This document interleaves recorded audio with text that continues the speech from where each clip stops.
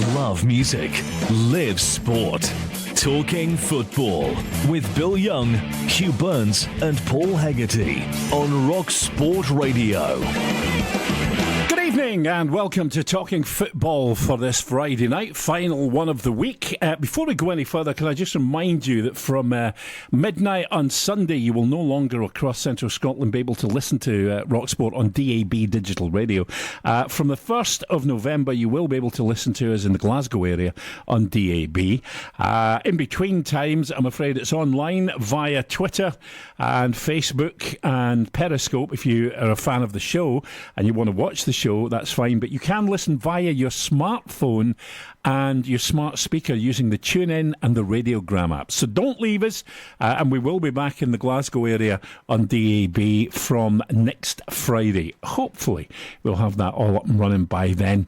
Tonight's show, Hugh Burns, of course, is with me, and you can hear us on DAB digital radio across Central Scotland, online at rocksportradio.co.uk via your smartphone and smart speaker, as I just said, using the TuneIn and Radiogram apps, and you can watch us live as we broadcast on Facebook, on Twitter and on Periscope.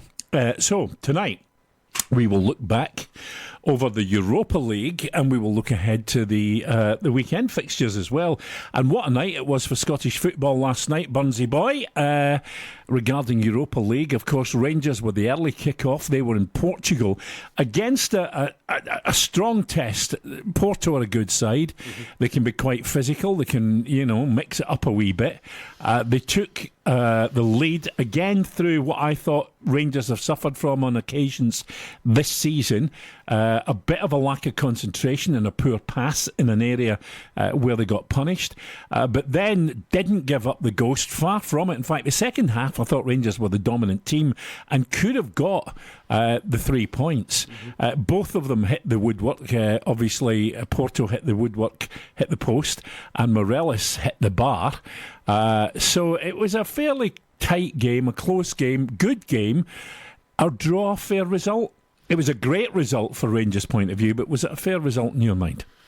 Yeah, I think as the game grew on, Rangers looked very, very composed, and it's something that they've kept their best form for Europe. Who would have thought? Somebody texted me yesterday and asked me if I fancied Rangers. I says, if it's in the back of the Tynecastle performance, then absolutely no. Seen the manager's interview and he summed it up, completely. He says sometimes, you look at Sunday, and it was a bad point. And last night was a brilliant point. Yeah. That way. And that really kind of summed it up. Rangers, to a man, were all magnificent. Again, I probably thought there were question marks on the distribution of James Tavernier. A couple of times he gave the ball, in fact, most of the time he gave the ball away. So if anything, I know just having a pop, I thought the right back was the weak link again. But generally, everybody get top marks for the manager. The manager, and he went out his way to name a few of them. Well, I've got to say that the guy that I have been unsure about for pretty much a season and a bit, but got that goal against St Mirren, has just blossomed. He's got better and better and better. And I thought Barisic was outstanding last night. Yeah. I thought he did all the right things. But to credit to you, you did highlight that he seems to play better when Holander's there, because Holander releases him into better space by carrying the ball forward. Mm-hmm. And that certainly looked self-evident last night. Yeah, it opens it up for Borno, and then he's on his front foot and he's running onto the ball. But I've said for weeks, and the Rangers fans are certainly, there's a big debate going on about Borno Barisic, and when he came, Rangers had spent the guts of £2 million on this guy, and Croatian international, you don't get into a Croatia team if you can't play well. Given the platform to come and play at Ibrox, it took him time to adapt. Very laid back character. Now he's buying into the Rangers thing. He's buying into everything that you need to be a top player at Ibrox, and that means playing well every week. Mm-hmm. That means distribution being top 9 out of 10 every week. It's got to be. You just can't be slack. But I think the manager's done brilliant with him as well, because the manager could have lost patience with him because he had a couple of howlers. You and I sat in the stand at Rugby Park a few weeks back, and when he's crossing last night and he's crossing that day, particularly at Rugby Park, was like two different players. But that's all down to confidence, Bill. That's all the manager giving him a bit of confidence and giving him a run in the team and saying, right, listen, play through it. And the same could be happening with the captain. he doesn't want to drop him. He said the other night, the last thing he needs is a boot for me. Just let him play, and that's what he's done with Borno Barisic, because I said this was Borno Barisic, John Flanagan and Andy Halliday. Come on, Borno Barisic is the best player out of those three guys at left back. Yeah. So I think he's now proven to Rangers fans the 2 million is now. The ball we put in for young Hugh asked me, he says, was it a cross or a pass? I says it was both. He's looked up, no even thought about it. Bang, there you are, right in front of the centre back. It zipped right across him, and it's made Alfredo's mind up. And the ball in the second half for Alfredo's header was probably, you'll not see a better cross in world foot. That was world class, the way he whipped it in. That's the way that Borno Barisic can deliver crosses into the box. Hugh, the thing that impressed me last night for Rangers, and for me they're still not doing it enough, was they showed a lot of good footballing skills. Some of their first touch stuff, the one-touch passes, in areas that potentially could have been dangerous, I thought was very good. Mm-hmm. I thought their commitment was excellent. I thought their work rate was great. I thought their guile and guts was good. And what I liked about them more than anything was the fact that having gone that goal down, and this is a good team. This is a team that's top 3 in Portugal and has been over the last 10 seasons. Mm-hmm. So they're no mugs. Oh, there's pedigrees there, Bill. And so from that point of view, they could have kind of lost heart. Heads could have gone down. It could have been 2 or 3-0 to Porto. Doesn't matter. You get 3 points against you, whether it's 3 you lose by or 1 you lose by. But Rangers were there to take something from that game, and they felt confident enough that they could. I still think, and I know he's had as much, in fact more, league experience in the Premier League in England, but I still think the manager's European experience really does pay dividends for Rangers playing in Europe. Yeah, I think so. And he always just looks very calm as well, and in those particular. But you're talking about Rangers players being calm in real tight areas. I think the European, they'll not be pressed probably just as much as the hurry-gurry the Premier League. And sometimes, like Tynecastle on Sunday, it was just like all hands to the pump for Hearts, and they pressed us and we get caught a little bit. So I think in Europe they are given that time. But for me, it goes back to when I played and when things were under the Souness Revolution and they came in and I'm a big believer in the spine of the team. Where the manager has come in and he's looked at, right, who can I use up through the middle, compared to maybe what Murty had, Cacinha had, Warburton had, he's McGregor, he's now got Golston, who made 2 magnificent saves last night. Golston and Hollander last night, the spine of the team. Jack and Davis, the spine of the team. And Morelos doing what he's doing and adding millions to his tag as he goes along. So right up through the middle there, Bill, with guys doing it either side. It's amazing turnaround in about 4 days for what we witnessed at Tynecastle on Sunday. Words were said in the dressing room that there is no doubt on Sunday afternoon to lose the league in the league, and I think there were a lot of people hurt by that. So to react in the way they did, Porto are not the Porto of old, but only last year they played in the Champions League. They've got good players, technically cracking players. But Rangers went and they were authoritative in the game. They didn't stand back. They went front foot, toe to toe, matched him in every department. When they got a goal down on a slack pass for Ryan Jack, probably his worst pass of the night.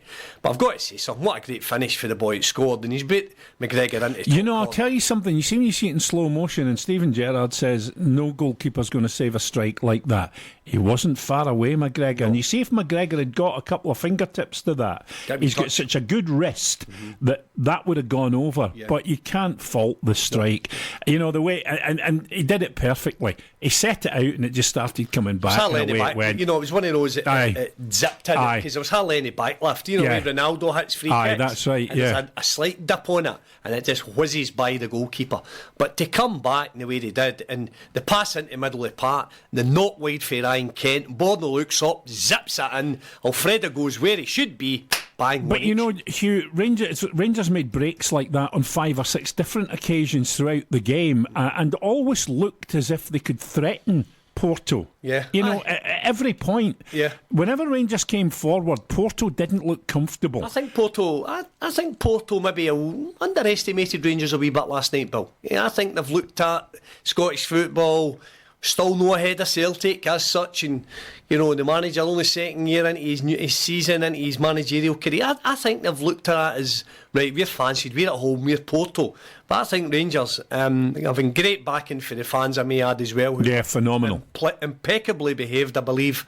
And that all goes well with the pressure that's on them right now anyway, even at away days. And I think the manager went out his way a wee bit on Wednesday. Yeah. To hammer that home as well, saying, listen guys, give us your backing, we fully need you, but you know what we're looking for. And I think the Rangers fans deserve great plaudits as well. Just it could have been such a perfect night with the header late on, and the goalie's made a magnificent save. You actually think if Alfredo goes across him, Bill, to go where the balls came from, it's in the net. It would be as easy for him to go to the left hand side of the goal with a header rather than try to beat him near post. But that's one of the things which is a positive but a negative about an instinctive goal scorer and striker, is that they go for what the gut tells them straight away. Just get out of the line. Just whatever happens. And to be fair to Morelos, who can complain about that boy's performances when it comes to scoring goals? And I've got to be honest, I'm going to hold up my hands again. I saw a couple of times last night as well where his hold-up play, even out in the wing, was phenomenally good. His first touch has got far, far better. And he's a far more rounded player. Couple of wee bits of display of where you thought, oh dear, is he going to go or is he not? But he didn't. In fact, a couple of times you could see him laughing with other players on the Porto side. And I've got to say, Morelos for me, I've got a friend who's very well connected at Aston Villa, and he got in touch with me today and he sent me a picture of Morelos and he said Villa back in the hunt for him. However, the price has been hiked substantially since they last had a word about it or had an interest in him. And it's great that Morelos is making this contribution, but the more he does, the more likely he is to go. Okay, it'll be for big money, but the bigger that money gets, the harder it's going to be to say no to someone in a January window. And I know Rangers fans will be apoplectic and say, no, I'll not go anywhere. And Stevie Gerrard will say, I'll not go anywhere. Somebody comes in with a big, big offer, and trust me, Alfredo Morelos will be on the move. I don't know about January, Bill. I think if Rangers have definitely, get aspirations of competing with Celtic come May time, come the Champions. I agree with you. In fact, I'll tell you why I wouldn't sell him in January even if that big offer comes in, and that is the fact that he scored 16 goals already this season. He could end up in 40 goals, 40 plus goals by the end of the season. How many zeros go on the back of the figure that we're talking about then? Yeah, well, I think the big money always gets spent in the summer rather than January. Again, I think we spoke last night. I've been in that Monday night. I forget what night it was. I said, it was Ollie McBurney, a 22 million move for Swansea to Sheffield United. He's a far better player than Ollie McBurney, and we can compare because they both play up front. Both are looking to score goals. Look at their touch, look at their movement, look at their heading ability, and Morelos is a way ahead of McBurney. So there's a comparison right away. Again, the flip side, he's coming out of Scotland, but again, Tierney, I'll put that probably a few zeros on the price as well. The fact that he's come down for 25 million, so it shows you that the English Premiership are now eventually looking to come to Scotland and get gems and spend a bit of money. And don't forget, it's strikers that command the big bucks. Well, that's right, exactly. And the more he does it, we all know what he's done. So, Alfredo must be chuffed with himself.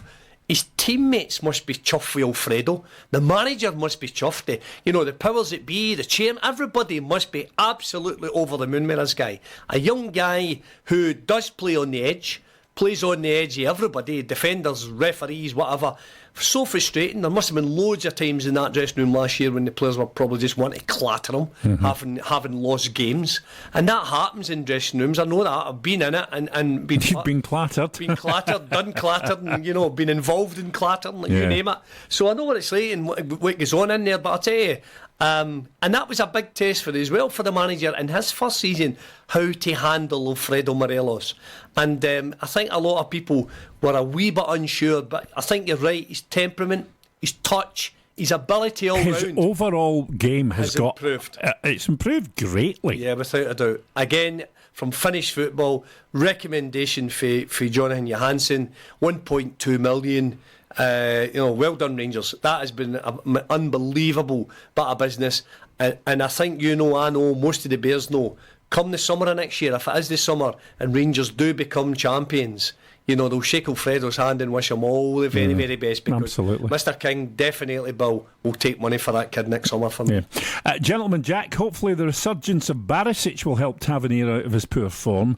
Having a great outlet down the left will mean the onus is not only on the captain to cross from wide, allowing him to concentrate on his own job to a greater extent. Yeah. And that's a good point, because he has been the one source over the last couple of seasons. The fact that Barisic now can make a contribution from his side of the park, it does give, it does take the strain a wee bit off of James Tavernier to be the only deliverer. Most of the things, most of Rangers, build-up play was always down like Tavernier, Candias, Tavernier, whoever was playing in the wide side of Tav. He's just having right now a crisis in his confidence. That happens in players. You get away with it if you're playing at a lesser level with a lesser team and the expectations are not as high. Every time you touch the ball as a Rangers player, you're expected to do something that wee bit different. I watched him last night. He didn't hide. He always looked to take the ball. A couple of times he could have been, quite selfish with it, but he went, I could see it, because all he did was turn inside a couple of times, knocked it back to the centre back, or knocked it inside, because his confidence is down a wee bit. Yeah. And he had a chance early on as well, and the Tav last season would probably hit the target with that one as well. So there is a confidence thing now with James Tavernier, and I think the manager nailed it there. He says probably the last thing that James Tavernier is needing is dropped. Never mind using the rested phrase. Yeah. It would be dropped, wouldn't it, Bill? Yeah. So, I don't think he would need that as a player. Play through it. All your pals are on the park with you. All your teammates are all wanting you to get better. You don't become a bad player overnight. Confidence can come back as quickly as it went, and I think that's what the manager is pinning his hopes on. No, I agree. Listen, let's move on to Celtic Park. Celtic, it was a nail-biter last night. Yeah. They went a goal down, managed to come back and win 2-1. How Celtic went a goal down, I'm not quite sure, because they had all the early play and were playing with good movement, good pace, got caught on the break and got caught cold, to be fair. The only thing I would say about Celtic in the early stages, they created a lot of opportunity, but in that final third, just couldn't get the ball away, just couldn't make anything of it. Yeah. I think as the game got stretched and the game opened up a wee bit, it obviously helped them. But Lazio were very solid at the back initially. Before I actually talk and get your feelings on that, one thing I am going to say, I hope to goodness that UEFA are going to maintain consistency and are going to take action against Lazio for their fans doing Nazi salutes, which is totally unacceptable. It's racist as well. And I hope UEFA are going to punish them the way that they've punished Rangers and Celtic in recent times for pyrotechnics and for racist singing. Yeah. UEFA have to be consistent and they have to be strong on this, and that is wholly unacceptable. Absolutely, I've got to agree. There was people came and spoke to us today about it, and obviously, you can't see it on camera. You can hear what's going on, and I think the Celtic fans were giving it their best to obviously tell them what they thought of what they were doing. I think the Celtic fans were very, very boisterous on what they were up to in the Lazio, which is absolutely incredible. Nazi salutes and what have you regarding what's going on. They're an Italian team, and support your team. And usually, as I said, it's usually full of Italian waiters and restaurant owners in the Italian end, no matter who they're playing. But that was certainly, from people from Italy and back home last night that were up to all naughtiness. It was shocking. As a game, particularly watched it all. It was a typical European night, full house, great atmosphere. In many ways, I thought Celtic looked as though they were going to lose the game. When they went one down, Lazio looked great in the breakdown. For the first 20 minutes, it was all Celtic. Yeah. They then lost the goal, and after that, until half-time, it was all Lazio. Yeah, that's right. And any time that Lazio got the ball, there was big, wide open spaces. And they obviously dodged a bullet at 1-0. The guy's won through, he's 1-1 and hits the post. And before you know it, that was the turning point in the game. But you're always expected something to happen with Celtic. When Christie gets on the ball, when Forrest gets on the ball, when Big Julian's defending the way he is and potent at corners, which was proved with his winner. First goal was a great ball for Edward. I think the goalie was a wee bit unsighted because it seemed to run down his throat, you know that way. I'll tell you what did happen if you recall it, and I don't know why defenders do that, but the defender turned sideways to it. Aye, and kind of turned his back on it, and it just missed him. Aye. If he'd have stood big, it would have hit him. It would have hit him if he'd have stood big. And the goalie's no seeing that; he can't see through the player. That's right. The ball's just kind of it didn't get into the net that hard, but it was. But it was well placed. Yeah, it was a decent strike. It does that. Christie had a great strike the first half as well. Hit one that hits the outside of the post. Forrest was a wee bit disappointing again. Distribution fell out of the ball a couple of times. I think so frustrating, James Forrest. But over the piece, fantastic result. Again, Lazio, maybe similar to the Porto team, not as good as old, but Immobile, come on, he missed a good chance. I don't know why they didn't start Immobile. I don't know that, because when we had the Italian Nemo Tavali on Tuesday night. Nemo Tavali. Wednesday night. Was it Tuesday? Wednesday Doesn't night. Doesn't matter. During the week. We had him. And Ed said, Immobile obviously right now flying in Serie A. Looks as though he was going to start the game. Never mentioned an injury or anything, so... The other boys, Milinkovic Savic, or whatever his name. I've got it here, but I'm having a look at my specs with me. So. Aye. Milinko Savic, yeah. Milinko Savic, what a player that boy is as well. Controlled everything in the middle of the park for Lazio. He looked apart. I'll tell you who else rolled back the years last night again. Scott Brown. Led by examples. Scott Brown. I thought Scott Brown was absolutely outstanding. I thought his work rate was good. He was showing good pace to recover and get back and cover. I thought he rolled back the years against Scott Brown. Well, again, I like to look the man-by-man in Swanee, obviously in the jungle doing his man-by-man report. Craig's one for the Daily Record. This is Scott Brown. Skipper led by example with some tremendous covering and closing down of the opposition. Won the corner for the winner. And probably that is because that's what he did. It was a type of game that Scott Brown rolls his sleeves up, gets involved. And he was excellent last night, Hugh. And it was actually very funny because I seen a thing on Facebook later on at night about him when he went up to Fraser Forster. Again, we've got to mention the save at the big man. Two saves at the big man. I was actually going to leave them till the end because they're so funny. Good. It was good. The final one. The save. That was a draw. It had a draw written all over it. How he did that and got to it. It was a magnificent save. But the one that's cut back and he's got point blank as well was a decent save. I still think that final one was just an absolute... It was a blisterer. It's a great strike. It's in the top corner. It really was a blisterer. He's got to sail across those goals. And that's... I'm not being funny, but that's not easy as a big man to be that agile. No, I watched him pretty close in the last Old Firm game, and he's a big unit. He is a big unit, and he covered the space unbelievably quick. Great save. But broke their hearts. But you can feel Celtic Park absolutely erupt. There was a gas. There was a gas. Aye. You could hear it. Yeah, and you don't. Those. That was just a total world class save. It was. It was an outstanding. It won the save. game for them. In fact, I'm going to say this.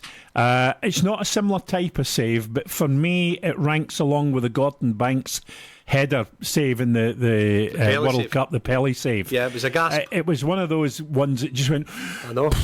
I thought for a minute it actually hit the stands, the upright, you know that? Yeah. I thought, he's not got to it. No, he got to it. What a save. And Celtic Park just erupted. It was like as if they had scored, that way. Because that was their last chance. It went back out, obviously, for a corner. And the referee blew. Lazio, the Italians will be asking themselves why nobody went with Julian. They let him get free. It was a free header. I mean, he could have taken his time with it. He could have kind of put a coupon on and then come back for it. Mm-hmm. But the way he placed it was absolutely fantastic. Really well taken. And he looks and to break better. To find the space and make the run. Yeah, that's good football. I think he's now beginning to look a player. Julian. He's came from France. He looks the part. He's elegant. I think he's a big gentleman. And I told you I was lucky enough to meet him one night in the city and had a bit of chat. And I just thought he's a big class act. He plays just like. He plays like maybe with Van Dijk when he came into the Celtic team. I think he's in third, fourth gear. I think there's so much more for Julian, and the fitness will just, that'll shine through, and that'll bring more ability out in the big fella. I think he's a class act, Julian. Great header, good pitch for the good corner. Clocked him running the wee near post with a wee glance. Again, probably nobody on the back post. You wonder why, teams do that, because if there's a right back on that post, Bill, He'll get it. He's getting there. Yeah, no, So you're I absolutely just do right. not understand teams now don't defend both posts. Especially when balls are getting zipped into the area with a wee touch and it's going away for the goalie. You get the back post guarded and get you right back on there. Listen, I got a thumping and all, like I always do when I said this on social media, and I'm pleased that both teams came away with such good results, because it does put them in the position where we can realistically think that they've got an opportunity to go through, both teams. I know Celtic are looking pole position for this, but both teams could go through. It helps our coefficient to such a place where we could end up with 2 Champions League spots and maybe not have to play as many qualifiers next season, because we've really rocketed the coefficient this season and last season. And that can only be good for Scottish football, and it can be good in a number of different ways. It'll be good for revenues for the clubs, number one.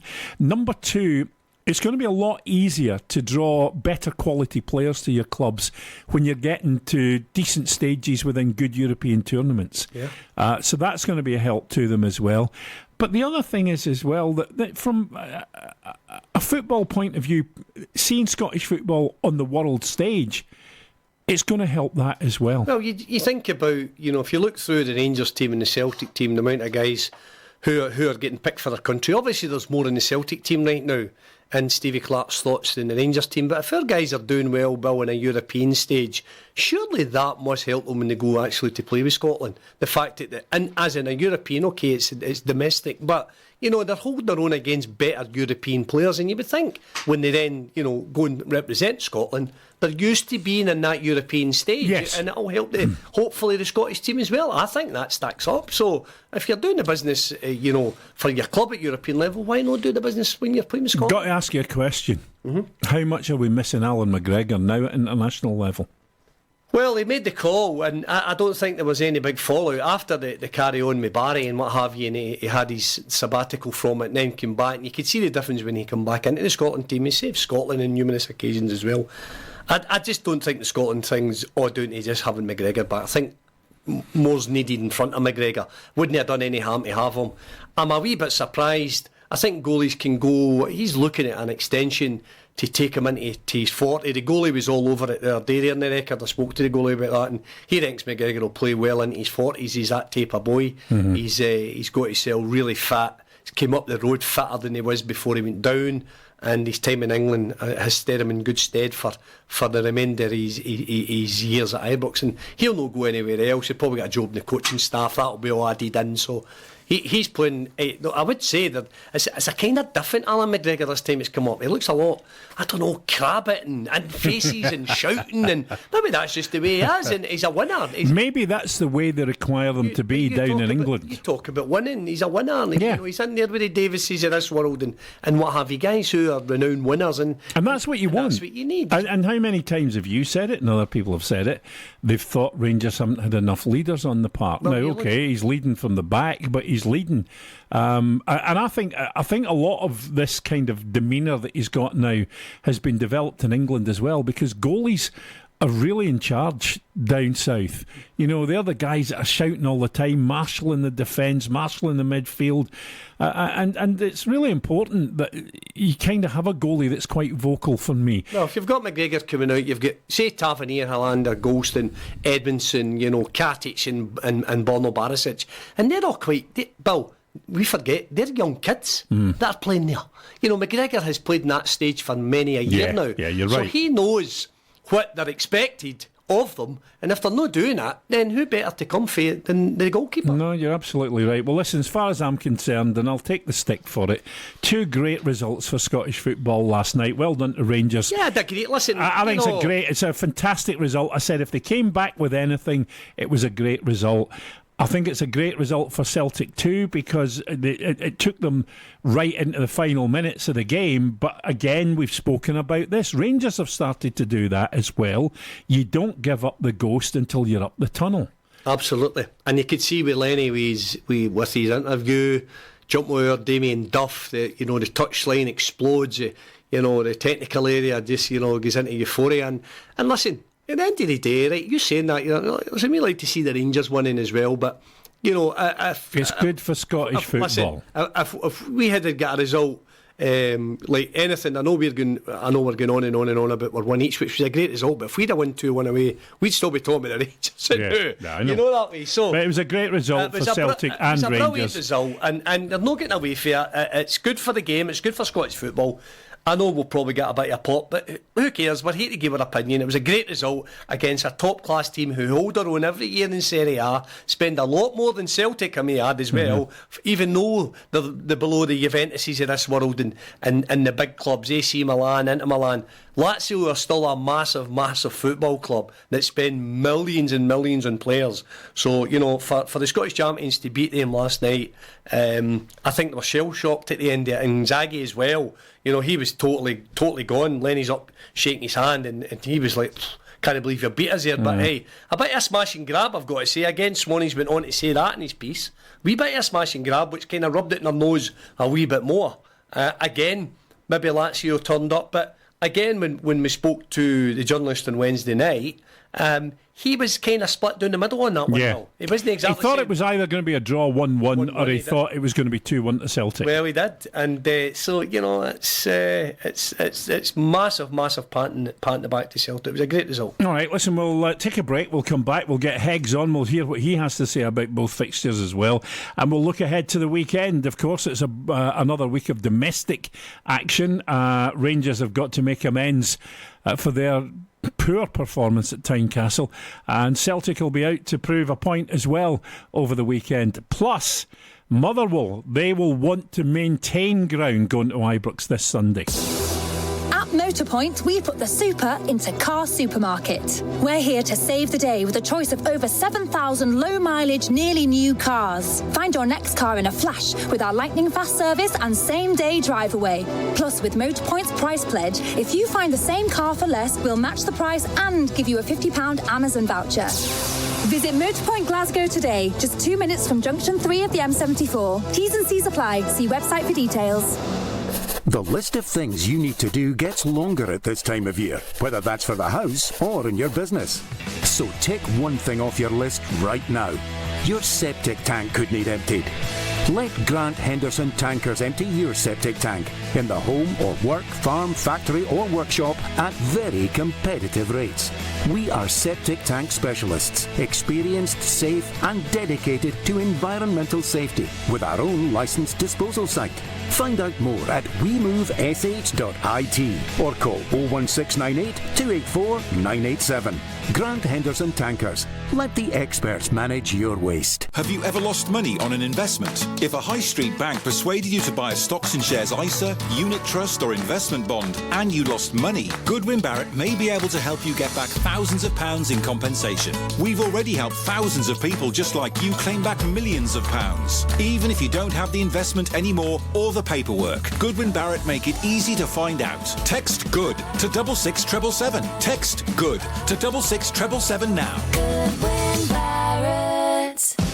Have you picked up the Feel the Heat brochure from your local plumb base? Get one today and take advantage of great offers, including Polypipe's Polymax 100-piece fittings bucket at £99.99. That's a 15% saving on purchasing individual pieces, and it's exclusive to Plumb Base. The Polypipe Polymax 100-piece fittings bucket is just part of the Polypipe range available in the Plumb Base Feel the Heat brochure. Shop online now at plumbase.co.uk or grab one from your local branch. Love music, live sport. Talking football with Bill Young, Hugh Burns and Paul Hegarty on Rock Sport Radio. Okie dokie, good to have your company for this Friday night as we head towards the weekend, final one of the week. Heggs, how are you? I'm fine, Bill. Yourself? Hello, Paul. Spot on. Good evening, Hugh. How are you all? We're very good, Paul. We're very good. We've just been talking about both the games and we'll get your views on them from last night. Obviously, Rangers and Portugal, 1-1 draw with Porto. How did you see it? It's a great result because I've spoke before, Bill. You know, when you go to Europe, whether it's home or away, it's difficult. But I think Stevie Gerrard's team over the last 18 months have been exceptional in Europe and another excellent result. And the goal that Rangers scored against Porto was absolutely superb. Great ball into the box, and Morelos' first touch was absolutely superb and set him up for a great strike in the top left-hand corner. But great result because, as I say, you got these teams in these countries, and it's very, very difficult, and it's a great point for Rangers. Higgs, we would take that away, you pervert. Come on, he's putting... Higgs, by mistake I bought the Daily Star this morning. I thought I'd bought the record, and they obviously still do their wee bit, and the next chance you get, you need to buy a Daily Star. You don't, Higgs, don't. He's still in the Stone Age, this boy. He really is sometimes. Well, it's page after page 2 you need to watch. Higgs, what we were going to ask you was, or what I was going to ask you, because I was more focused on football than he was on other things. I was going to say, and we discussed this, Hugh and I, how much, and I know he's got huge domestic experience in the Premier League in England, but how much does the experience of the Rangers manager come into play in these ties with the vast experience he's got of playing for Liverpool in Europe? Well, the pedigree's so high for Stevie Gerrard because he won the Champions League, in that famous result against Milan. So his credentials are excellent, along with his assistant manager, Gary McAllister. So I think when you play at the highest level, like say these guys have played, I think it's enormous because one, you've got the respect from the players instantly, and two, you've been through all that before, and all you can do is try and pass some information and help to help the players get a result in Europe, and that's what they've done. But I think it's both clubs, and obviously we're talking about Rangers. It's an enormous point because the section they're in, it's very, very tight, and we'll go to the wire. Probably the fact that the 4 teams are in it: Young Boys, Porto Rangers, and Feyenoord, and Group G. But it's very tight. But I think the next 2 home games for Rangers at home are going to be vital, and I'm sure they'll get them through because they say that you've done the hard bit away from home, but sometimes when you go back home, I'm not saying you'd be more casual and relaxed because that will not happen, but the pressure's supposed to be off you, but more so the pressure's on you because one, you've got to produce the goods in front of your home fans, and two, it's a home game. What about Celtic last night? We were talking about Fraser Forster's last-minute save, which still I can't believe he managed to make. It was absolutely phenomenal. Celtic a wee bit frustrated in the first 20 minutes. They got into the final third but couldn't actually create any openings and put any pressure on the Lazio goal. They get caught cold on the break. After that, Lazio seemed to be in control until half-time. Fairly even in the second half. It was back and forward. But when Celtic got their equaliser, it started to swing again in Celtic's favour. Yeah, well, when Christie obviously equalised, that was a sort of breath of fresh air, and obviously, the fans could breathe a sigh of release. But you see the interesting thing that one, you got caught in the break, and you tend to find, Celtic especially, the fans demand them to go forward all the time, and in Europe you've got to be a bit more cuter. You've just got to be more patient, and if it means just biding your time and not getting caught in the break as they did, then that's what happens. But the nature of the beast, the fans and the Rangers fans as well, they want their club and their team to go gung-ho all the time. And sometimes you've got to learn from past experiences that, if it's not happening, you've still got 90 minutes to do it. And fortunately for Celtic, they scored in the last seconds of the game through Julian. But it's a great... So I thought Rangers had probably a better chance than Celtic, and I thought Rangers would maybe sneak it over there. I thought Celtic were going to have a more difficult night at home to Lazio, but they managed to get the vital 3 points. And the bottom line, Bill and Hugh, it's a great night for the Old Firm and a great night for Scottish football. Yeah, no, you're absolutely right. Funny you say that about Lazio though, Paul, because they've not been travelling well in Europe. That's their 5th defeat away from home out of 6 games. Well, sometimes you just get that, with a club, and at this moment in time they're finding it difficult, but they were hoping to shut up shop, and obviously they've actually got the point that they were looking for, and trying to sort of get the monkey off their back and making sure it's not going to be another away defeat. But Celtic come up with the goods, but sometimes you might get the rub of the green when you get back home, but Italian clubs in the best, you know, are always famous for shutting up shop and keeping it nice and tight. But obviously, on this performance and on this result, Celtic managed to get the 3 points. But you know, I was looking at some of the stats, and over the last 15, 16 games that Celtic have played Italian football, they haven't got a good track record against them, and it was good to see that they managed to turn the tables on this one. Higgs, there's something about Celtic Park on a European night. How many times over the years Celtic have not been getting into it that well? Okay, they're still top of the league, have went top of the league last week, but you know, it's a cauldron, isn't it? You know, they make it such a home venue as such. Yeah. You know, and it's very difficult. You know, this is a team that beat Barcelona in the Champions League a few years back as well. You know, and it's just, Paul, incredibly difficult to break down at home. I think your fans, Hugh, you're right. I think your fans at home play a big part. One, you know, you've got to get behind the team, which they do, which is Celtic or Rangers. Yeah. But I think more importantly, in Europe especially, I think you've got to be more patient. And if the fans could just be a wee bit more patient from either side, and just gives the players a wee bit of respite, knowing that, you know, if it's still 0-0 after an hour, you know, it's not a problem. Because if you notice, most continental and obviously foreign sides, you know, their fans are fairly philosophical about, you know, the game. They're trying to sort of stay on the right side and be patient with their I don't know if it's the nature of the beast and nature of the people abroad compared to the Scots, but you know, we want a result there and then. Well, the European supporters seem to be a bit more patient and seem to be a bit more forgiving. Absolutely. Just going back to your own club, Mr. Hegarty. They got a real tonking, and that's the second defeat they had, of course, after Alloa, but they got a real tonking 4-0 by Queen of the South. Okay, it was down at Palmerston, but you were still looking for Dundee United surely to kick on from the Alloa result and take something from that game. One word, Bill and Hugh, thumping. You know, that's not acceptable for Dundee United, and albeit, you know, Dobby hadn't scored for a few weeks, possibly maybe a couple of months, and then he did the business against United last week and scored a couple. So one, it was unthinkable. It did happen. Does it surprise me? Away from home, not so much. You know, just what you said as well, Bill. You know, they lost 2 weeks before that, before the international break, which was Alaba.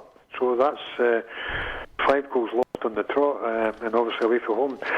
They have done very well at home, but if you want to win leagues, you've got to be consistent, and you've got to be consistent at home and away. I remember when we won the league, there was 36 games that season. We won 24, we drew 8 and lost 4. Now, United at this present time have lost 3. And that's out of 9 games, so that is not championship material. What I don't like is coming out at Dundee United at present. You know, the players are saying, "Oh, you know, this shouldn't happen, and we'll make amends." Well, you know, it's happened too often. Last season, the year before, they come out with these quotes. They should just keep quiet and allow the manager to speak. And he spoke a lot of good common sense this week, but the players seem to have I like to say, well, you know, we have let the fans down, we've got to do this and do that, we'll get back into winning ways. Take it as not to say anything, but do the business on the park. Paul, dare I suggest that there is a common factor, obviously, in these last 2 defeats, and that's the plastic pitches? Well, if you want to win leagues, Bill, it doesn't matter where you're playing. You've got to play in all the surfaces, and everyone knows before the start of the season that's the surface you're going to play with. So you've really got to adapt. We have synthetic surface outside Tannadice, so they'll be practicing that prior to these games. So they've no excuses. And to lose 5 goals without even scoring against Alloa and Queen of the South, and that's no disrespect to these 2 teams. We should be doing a lot better. We've scored 6 goals against Dundee, 6 goals against Morton at Tannadice, plus 4 against Inverness at the start of the season. That's now, 12, 16 goals at home. That's great. But they've got to do it all the time. at home and away. And I'm not talking about 4 or 5 away from home. Winning 1-0 or 2-1 against the likes of Queen of the South or Alloa respectively, that's good enough for me. But at this moment in time, they're starting along and they've got to get sorted out with Dunfermline tomorrow, because Dunfermline got a great result last week. It helped United a lot. Still staying in the top of the group, top of the league, albeit on goals against Ayr United, beating Ayr United 3-2 last week, Bill. So they did United a real turn, but I'm sure Dunfermline will come to them on with a lot of confidence. And I think if they keep it nice and tight against Dundee United, it's up to United to break them down, because what's happened with United in the last couple of home games, they've scored early on, so it's made it easier for them, because obviously the opposition have had to come out and try and equalise, and that's allowed United to try and get behind the opposition, which they have, and scored plenty of goals. So I think if Dunfermline keep it tight and keep it solid, then it could make it really difficult for a Dundee United team that are great at home but poor away from home. Shouldn't be going losing 4-0 Hegs away from home. Absolutely no chance.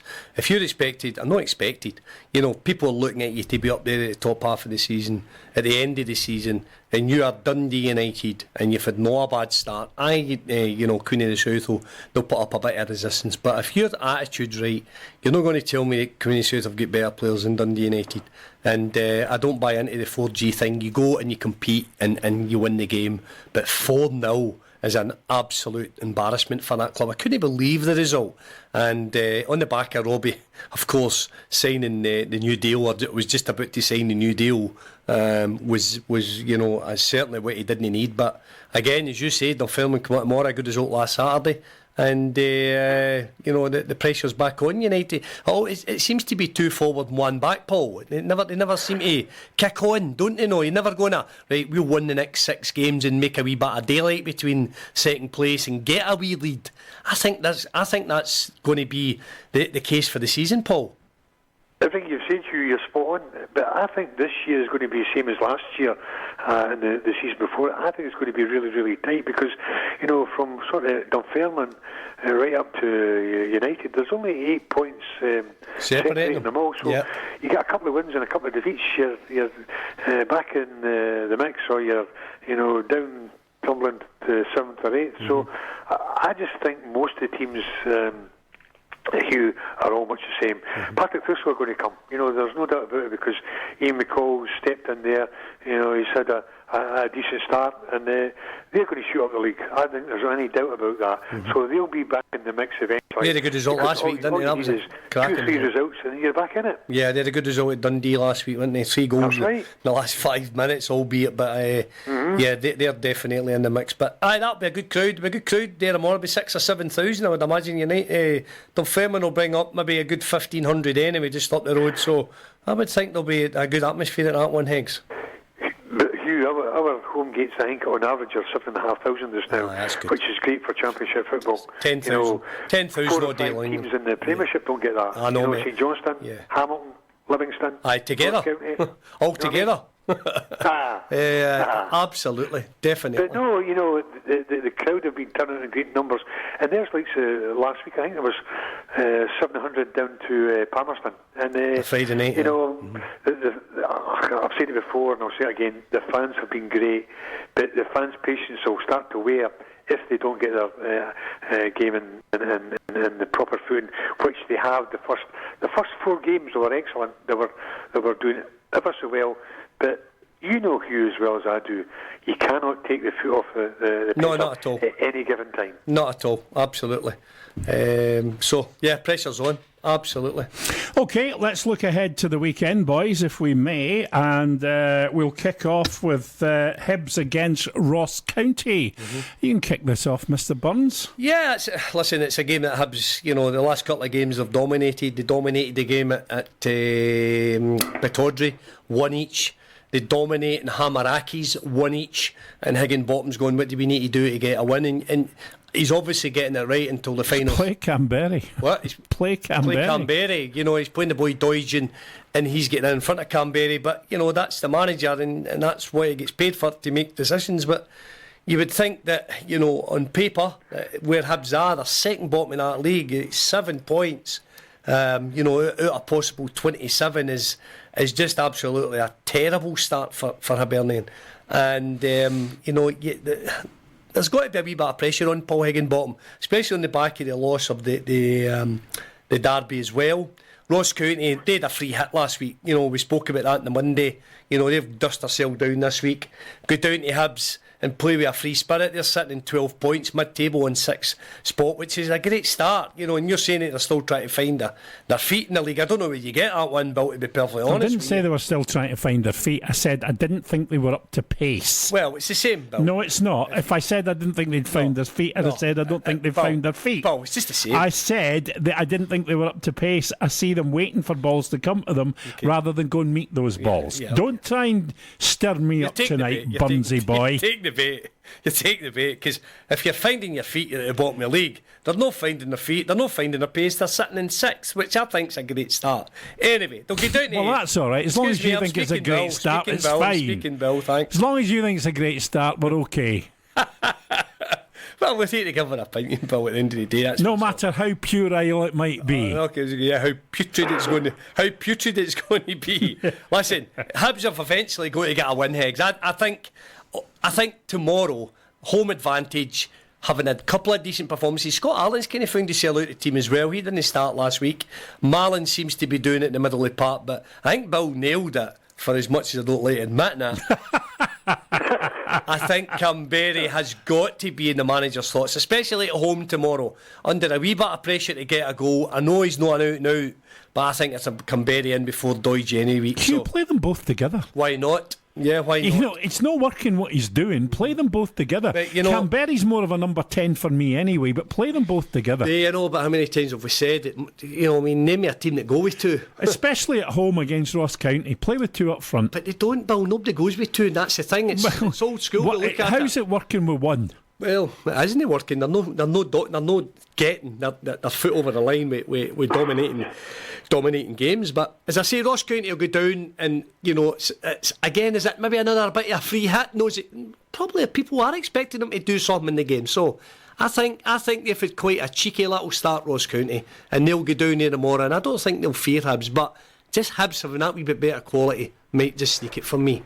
Paul? Well, Hugh said an interesting thing about Ross County. They did have a free hit against Celtic, because when you go to these places, if you get a point or two or a point or three, then you want to watch. But 6-0, it was a thumping. It could have been double figures quite easily. I did see the highlights of the game, and Celtic had many chances against Ross County that it could have been really, really embarrassing. It was bad enough losing 6, but it could have been a lot more. And Hugh's right, it was a free hit, but if you're going to lose, you want to lose, obviously, with a 1 or a 2-0 defeat, but no 6, and that can be quite a crumbling experience for a lot of these players at Ross County. I'm sure Kettle and Ferguson will obviously have them up to speed tomorrow, because they'll be looking for a reaction and a response from last weekend's poor result against Celtic. And I think at this moment in time, I must admit, Bill, I think Ross County have had a great start this season. Coming from the Championship, picking up 12 points. If they'd even picked up 9 points from 9 games, I think it's a great return for a club that size and for the budget that size. But at this moment in time, they've got 12 points, and I think they've got to get these points in the bag early, like to Livingston last year, because they are going to have their tough times, like a lot of clubs, but they're going to have their tough times. And if they have points in the bag early doors, then they can afford 1 or 2 defeats. You've said an interesting thing about Hibs. Hibs had a stuffy draw against Hamilton last week, and you mentioned Canberra. Now, Canberra, the player that Neil Lennon had when he was at Hibs, Neil Lennon had the same problem. Didn't play him.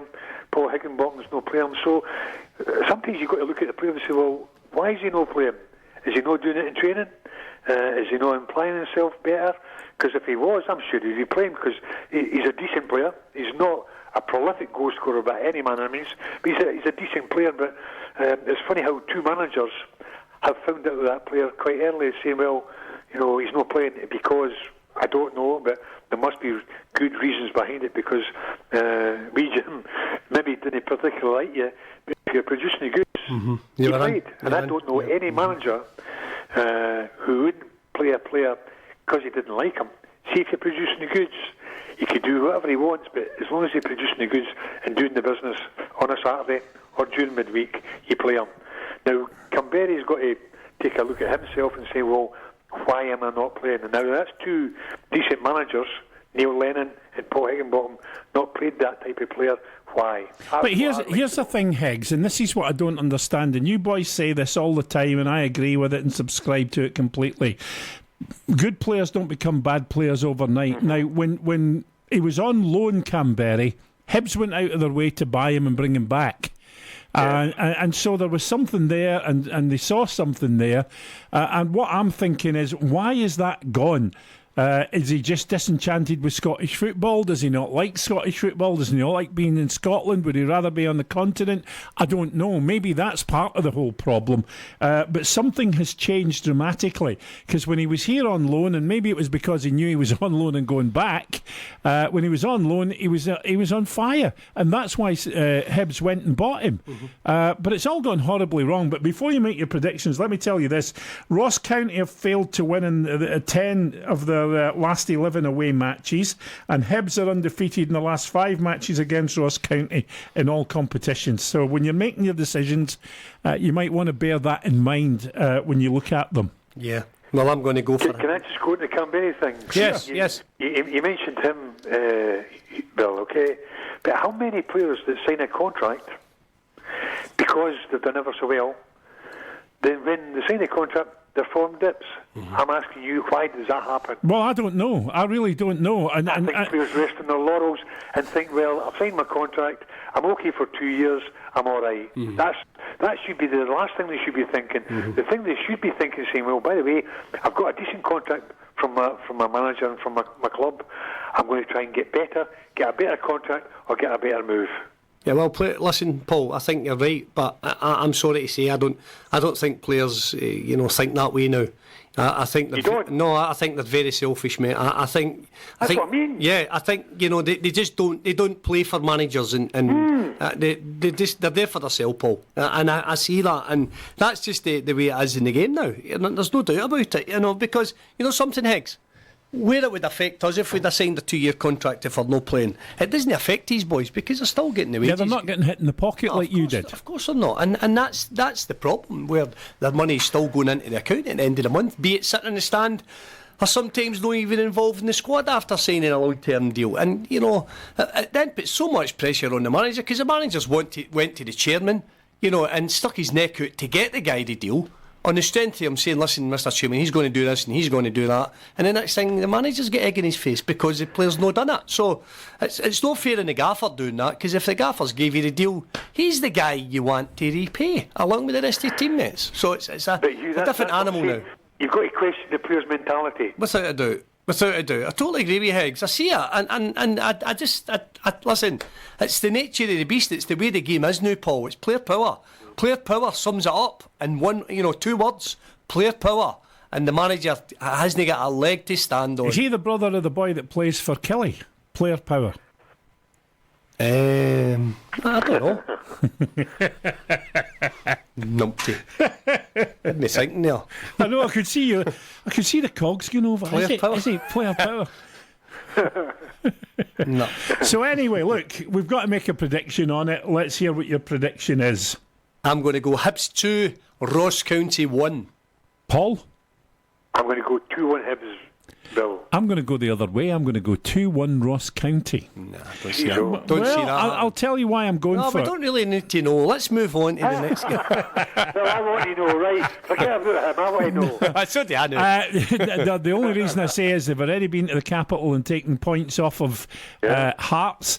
And the other thing is as well... So how because it's the capital, they're going to get a win? No, can I just finish? Well, when you go, I don't get that Can I just finish? I don't get that. Right. Oh, they've been to the capital, they like it there. Okay, right. What's your point, Colin? I'm saying that they're not overawed by going to Hibs or Hearts. The other point I was going to make is, how many times have Hibs gone in the lead and then chucked it away? Well, I'll give you that. But how does that wee emoji look? Goes... I'm surprised you know what an emoji is. I thought you thought an emoji was a chanty you put under your bed. I really don't get it. But listen, we've given him his moment of glory, but I don't get it at all. Fact Right. it. So you're both going City. 2-1 for Hibs. I'm going 2-1 for Ross County. And see next week when I come in, and we're talking about the 2-1 win. The 2-1 win. Yes, 2-1. The 2-1 win that Ross County got. I'll just sit and savour the moment. That's all I'm going to say. That's all I'm going to say. Absolutely. Kelly against St Mirren. You can start with this one, Higgs. Well, two teams, you got great results last week. I'll start with St Mirren first. A vital, huge win for Jim Goodwin and his team last week against St Johnstone, which we'll speak about them later on. The question I'm going to say is, can Jim Goodwin build on it? Because they've done very well with regards to not losing too many goals. They've only lost 8 goals out of 9 games, but they've got a misery 5 goals. But scoring 2 goals last week was absolutely fantastic. And Obika and Mullen scored midway through the second half to secure the 3 points. I think that was a huge victory because it gets them a wee bit away for St Johnstone. In fact, it gets them 4 points away from St Johnstone, and I'm sure Jim Goodwin will try to install in the players that hopefully this is a start against obviously Kilmarnock, who got a good home result against Livingston. They're now 5th in the league with 14 points. They probably like St Mirren, they've scored a wee bit more than St Mirren, but they've only scored 8 goals for and 8 against, exactly the same as St Mirren against goals against. But Alessio seems to have went back to a lot of the ways that Stevie Clark had them playing, obviously for the last 18 months. And with Dicker and Mackenzie scoring goals, it was another great result for Alessio and his team. I just think at this moment in time they're looking quite a hard side to beat, especially at home.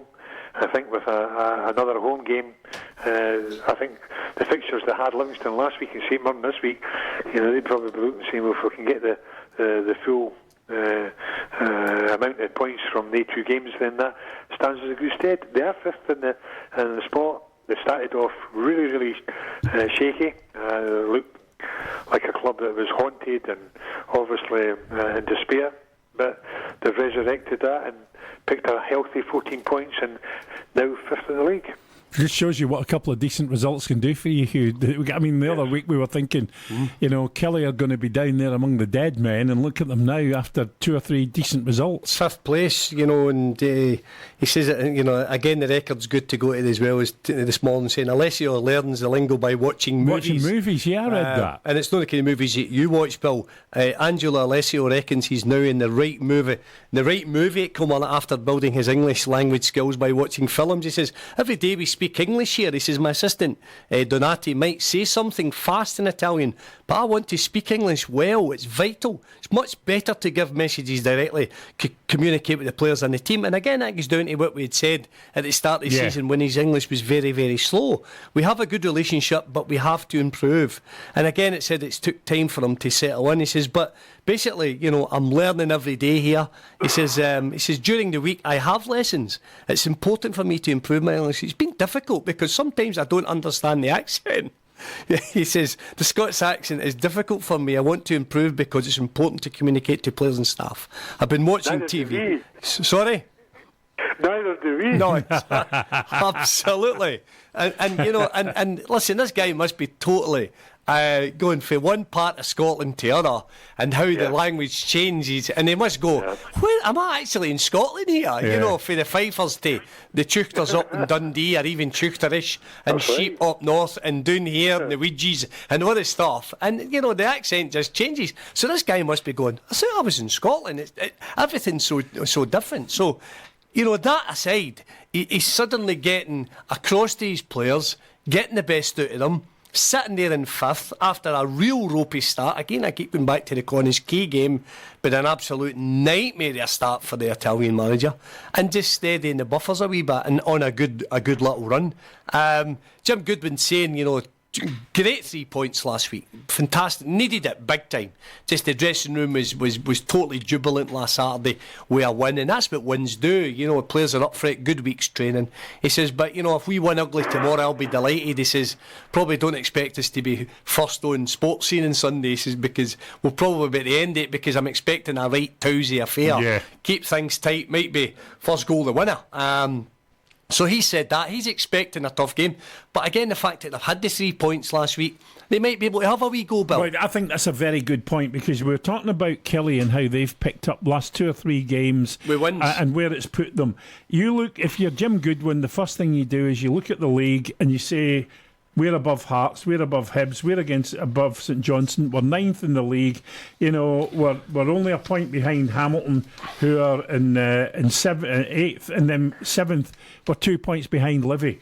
So, you know, when you look at our 3 points behind Livy, you look at that situation, and I said to you last week, if you recall, how bizarre would it be if Hearts didn't take all points against Rangers, Hibs didn't take the points last week, and St Johnstone didn't. Yeah. But St Mirren won. I said they'll leapfrog Hibs and Hearts. Yeah, well, if you look at the match facts, St Mirren have lost their last 4 away games, Paul. And Kilmarnock have won 5 of their last 6 home matches against St Mirren in all competitions. So, you know, if you're having a pook tomorrow, you would look at that and go, Kilmarnock are definitely worth a wee punt at home. But flip side of it, St Mirren's come off a win. Kelly, I've certainly turned the corner. Got players playing again for him, notably the wee boy McKenzie, who I rate anyway, the wee guy, wide right, and they've got him back in the team, and 1 or 2 other players, and Simeon Jackson seemingly has a good week's training. Be interesting to see whether he starts him tomorrow, but it all goes for a good game. In fact, the more we looked, I was waiting to see the fixtures before I decided where I'd go. I've just texted Rowan Montgomery, hopefully get a player ticket left. I was going to go to Livingston Hearts, but Kelly's just only 15 minutes, so I'm going to go down to Kilmarnock tomorrow. I look forward to that, and plenty to talk about Monday night.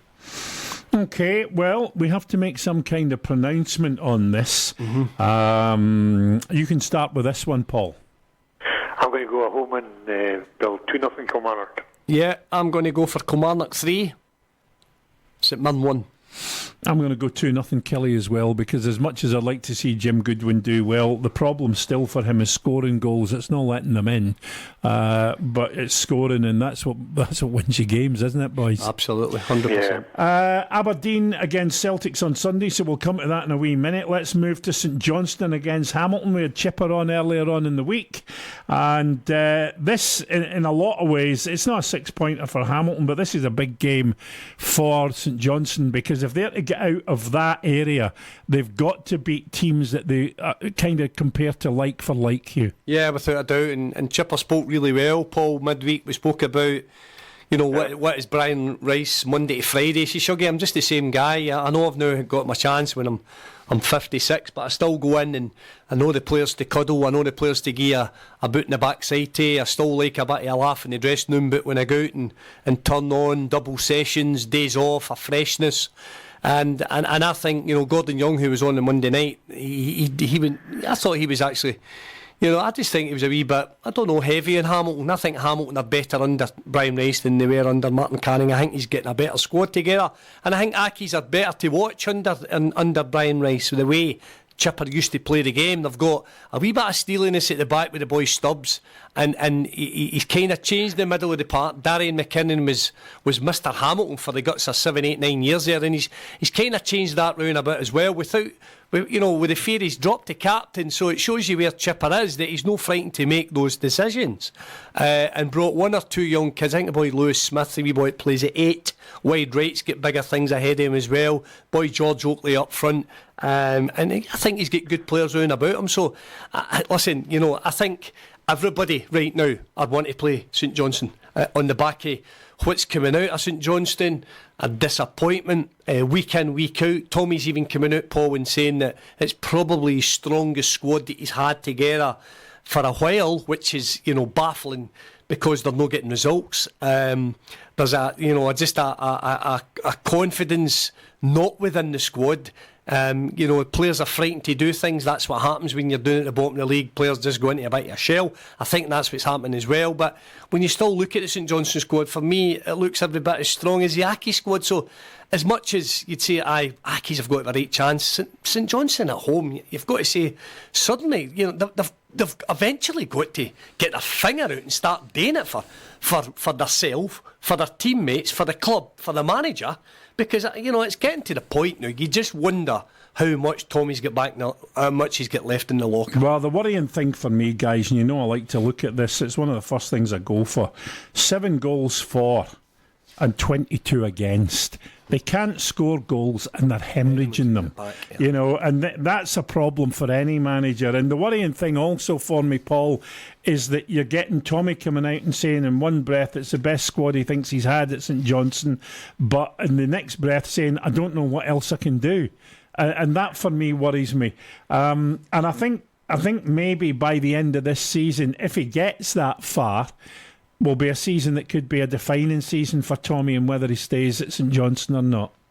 I think they will persevere well, but I honestly do, because the way he's been talking this week, he was saying that no one, I mean, he's probably saying that everyone in the club, like say, whether it's directors or chairman, says no one's pushing the panic button. So maybe he's got the yes from obviously the chairman and directors that just carry on, but it is crucial time for St Johnstone. There is no doubt about it. The last thing they want is to get a defeat against Hamilton tomorrow, and worst of all, they're isolated from other teams in the division, because once other teams see a gap, from bottom to maybe 9th and 10th, then clubs start to try and kick on. And defensively, you're right, they've lost 22 goals this year. And Tommy Wright, defensively, used to have a really sound, experienced backlog. They've not got that anymore. They've got a lot of players that are plying their trade and just needing a leader at the back to help them, i.e. like a Stephen Anderson, who'd been there for 10, 11 years and wasn't the most gifted, but got people playing and working hard. He defended really well as a centre-half and allowed other people to do the good things in the game. He defended really well, and if they could get some of the likes of Stephen Anderson at the back to sort of try and modify and shut up shop at the back. But it is crucial times, there is no doubt about it. And I think it's a bigger game for St Johnstone tomorrow than Hamilton. One, because, as I said, they've only picked up 4 points out of 27. They haven't won a game, as you said. And the longer it goes on, the worse it gets, not just for the fans, but obviously for the players and the manager. But I think he'll get the backing of the board, because he's past history, guys. And you might slaughter me on this, but his past history up to the last year, 18 months, has been exceptional for a club like St Johnstone. Finishing the top 6 on at least 4 or 5 seasons and getting in Europe for the last 4 or 5 seasons up to the last couple of years. And I just hope the chairman and obviously directors realise what Tommy's done in general over the last 10 years, that they just be patient and hopefully come tomorrow, get a result, and then it's onwards and upwards. But I think it's a bigger game for St Johnstone than Hamilton.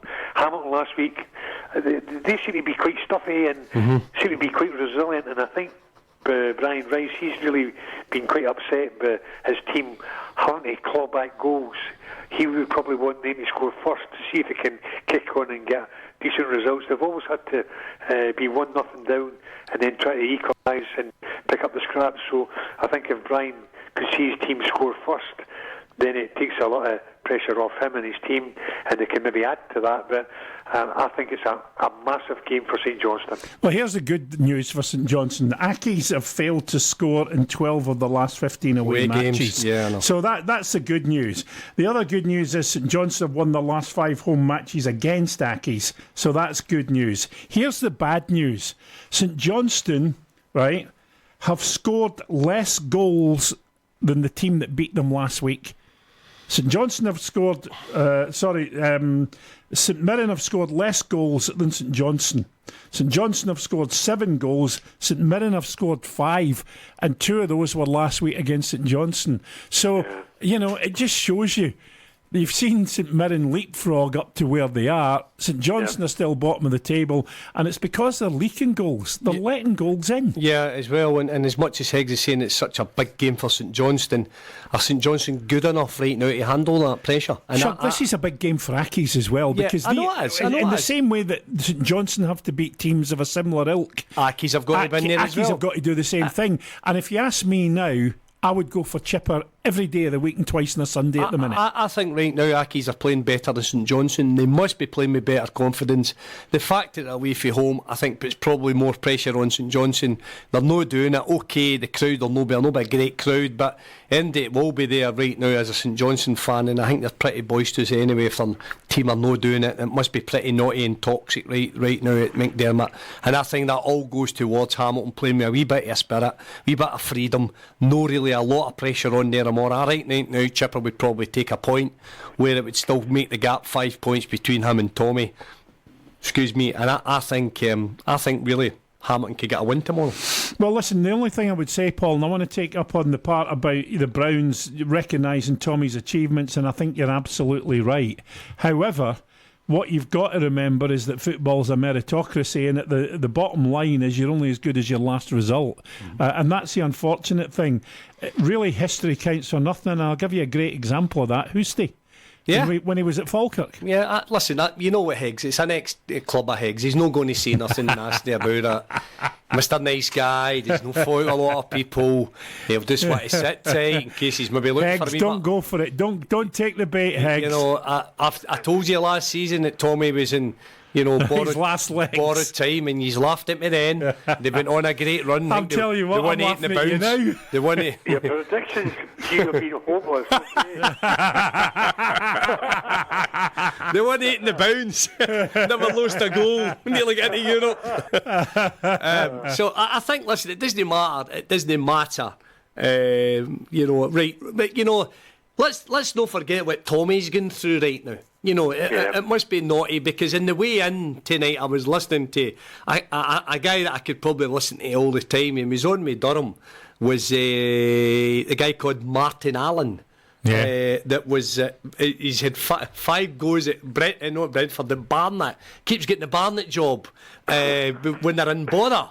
He says, and Goffey was asking him about what's it like when you're no winning, and Paul will be able to tell you as well. He says, listen, he says, my wife will know whether it's been a good result or a bad result the way my motor hits the chips in the runway. You know what I mean? Yeah. She'll be sitting there and she'll be going, oh no, or it's aye, good. One of them ones. And life is just, the dog looks at me at 4 in the morning. If I've won the night before, I'm like, come on, me man, let's go. If I've been beat, the dog's lying in its bed. It's no, stuff like that. And it's true, isn't it, Paul? It must just go through your life as a player. But it's a very good point, and I think all too often we don't stop and think about the managers. manager. Of course. Martin Allen's talking about his kids getting pelted at school. Your dad's hopeless. He said, mere jobs in the job centre. And he was laughing at it because he says he doesn't want to go back in right now. He says, and really, I'd need to get Pep Guardiola's job to go back in. That ain't happening. He says, so I don't want to go in at a low league team and not have the ambition that maybe I've got. I think he's very good, Martin Allen. He's a very good speaker, and he's very good on the radio as well. And it's true. And I tell you who else talks very good about it. Holloway. He's had 42 different houses in his managerial career. 42? No, all bought. He says rented because he says I'm hopeless at my job. He says, but folk keep getting the jobs.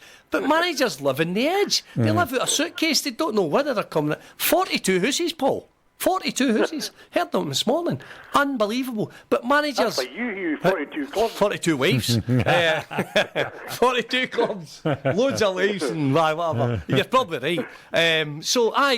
Managers, Higgs, what were you like when you went back and, you were a manager, player manager at Forfar, manager at... What were you like, your personal life after a defeat?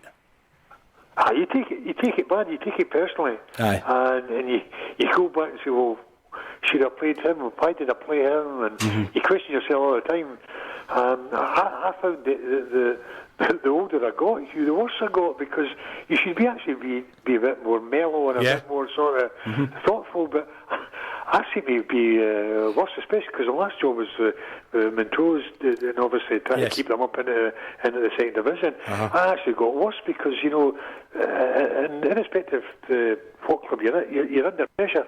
You're under pressure not just for the club, but for yourself, because just what you're saying, you know, obviously my kids are up now, but, you know, when I was Aberdeen assistant manager and things were going to go particularly well, they'll get stick, you know, and say, why's your dad not at Dundee United, and why is it Aberdeen? And that's what happened. He just, you know, that is the nature of the beast again, as you said earlier on, about the football players. Clubs are not any different, and, you know, I must admit, I actually got a bit more, sort of more edgy towards the end of my career, because you would like to think that you were more experienced, which you were, but I thought I should have been more thoughtful and maybe taken a wee bit step back. But sometimes if you take a step back, just what you're saying, look at Arsene Wenger, he doesn't do much in the dugout, right? And the reason why he doesn't do too much in the dugout, because he had quality players, but most managers would jump up and doing like raving lunatics, which I was like. It's because the players in the park were not doing the business you were asking them to do. That's right, and not having that quality. And that was another thing that Martin Allen said. He says, listen, he says, you know, I was turning up there on a Saturday, Bill, he says, and I knew I didn't have that quality. And I am blatantly lying to these players how good they are. He says, and I know that I'm kidding myself on when I'm having that team talk. That he knows he's asking them to do things that they're not capable of. And suppose Tommy might be like that as well. But this is a question, and this is a conversation we have week in, week out, about players maximising the skills, or managers maximising the skills that those players have got. And some managers are extremely good at it. Other managers want to play a certain type of football and they just haven't got the players to do it. How many times have we discussed this? Yeah, I know. Lots of times. Yeah, you've got to ask players to do the job that you think they're capable of doing. You know, I'll give you, and I'm not being disparaging because we're going to talk about them next anyway, but Livy's a great example of that. Holty doesn't ask his players to do anything that they're not capable of. I think it's all down to managers having confidence within themselves as well, and when they're getting results, they can take that wee risk. Right now, Tommy has got to be straight down the middle, and all he wants is... Win ugly if you have to. Excuse me, all Tommy will want is commitment. Players to go and hurt themselves, players to go into tackle and pass it, keep it crisp, play in the front foot, go and press, do all the right things that professional footballers should do.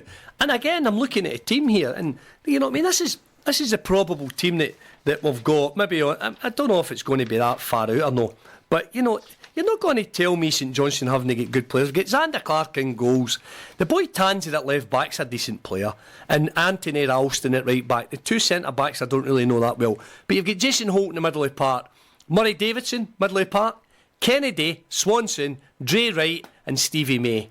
Now, you're not going to tell me those boys are not technically good footballers. That's a strong side. That's a very, very good side. And they're at the bottom of the league. Listen, they might turn it. Tomorrow might be the day they turn it. But, you know, they're not doing it. They're not doing it. They're picking up the wages, week in, week out, all being decent money, but they're not doing it. And who suffers? The gaffer. Yeah. No, end of. It was a very good point that you made in terms of we just never stop and think about the manager and how he's feeling and the pressure that's on him. It's easy to have a go at the manager, Bill, but again, I'm glad I listened to two managers a day who speak very well. How many clubs has Holloway and Martin Allen been in charge of? Plenty. Loads and loads and loads. So, and maybe at the lower reaches as well. So they know what it's like. Yeah. And it's interesting. I listen to all the shows I can about football. You pick up wee things about it. Just so hard we're talking about Tommy. But I think sometimes, you know, we kind of brush over it, maybe have a bit of banter about it. But we're talking about, you know, livelihoods, and we're talking about health as well, aren't we? Mm-hmm. You know, and how hard that is on people's health. No, you're right. Now tell me what you think the score will be. Well, sorry to put another damper on Tommy's day tomorrow, but I think Accies will get 1-2-1. Paul? Well, for shock, eh? I'm going to go for St Johnstone's first win of the season. Oh, there's a surprise. Go on. Just bump myself again. Go on. Well, what about you? I'm going 2-1 Accies. Bill? I'm going 2-0 Naki. Oh, go on to Hamilton's. It's only just you can't reel off all the things about St Johnstone leaking goals and no scoring them. Exactly. And then, but you're expecting the big man to stand up for one of his ex-teams. Listen, just out of curiosity, boys, let me tell you that it's 1-0 to Dundee against Ayr United at Somerset. Declan McDade scoring against his old club. So there you go. That's where it is. It's Ayr United 0. Dundee 1. Livy against Hearts. Kind of a local derby in a way, and I know you'll argue with me and you'll start taking your mickey again. Derby?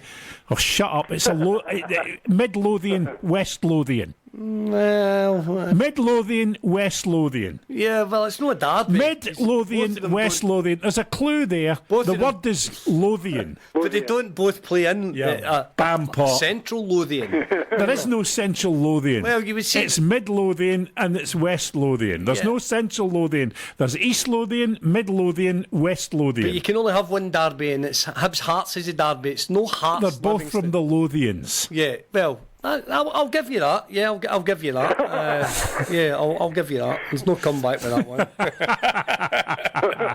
Start with you, Higgs. Oh no. Oh no. Well, first and foremost, a great point against Rangers last week, Hearts. Yes. But the question I've got to ask myself was, what's the Hearts players been doing for the last 8 games? Because getting a result against informed Rangers, and obviously them top of the league with Celtic, albeit Celtic on one more goal better than Rangers. But you've got to question the Hearts players because they come out and do the business. And we spoke about it. How should Hearts play against Rangers? They should play, the way they played against Celtic previous, getting about them, and that's what they did against Rangers. Put them under pressure. Making sure that they don't enjoy their time at Tynecastle and close them down. Now, if they can do that against Rangers, then they could do that against anybody else in the league. So, if Rangers come to Tynecastle every week, Hearts players will be delighted because, to be fair, Craig Levein will be absolutely delighted, but he'll be scratching his head because he say, well, I've got the players and I know they can do it, but they've not done it at all up until last week. Now, it was a wonderful goal from Machino, the Japanese player, and I must admit, I think it was a really good result for Hearts because I was expecting, I think I predicted Rangers to win comfortably 3-1, and then obviously Morelos scored the equaliser. I think it's a vital game and a huge game for Hearts because they can't allow other teams to get away from. Because you've got to remember as well, they've only picked up 7 points. They're 10th in the league along with Hibs, albeit on goal difference, and they cannot allow any other clubs to get away from them. And it's probably like St Johnstone. The last thing that Hearts want at this present time is another drop of points and be isolated, and obviously the tom-tom drums are out again for Craig Levein. I think the good thing for Craig and obviously Hearts is they're away from home, but they're playing on a surface that is probably not conducive to most players, but they've got to deal with it, and that's where Livingston will hope to hammer home to Hearts and get a result. Gary Holt will be disappointed last week. I know that he was really upset with the majority of his players at Kilmarnock, and he'll be looking for a lot more from his team. I must admit, I think they've had a decent start. Like Ross County, they've had a decent start to the league.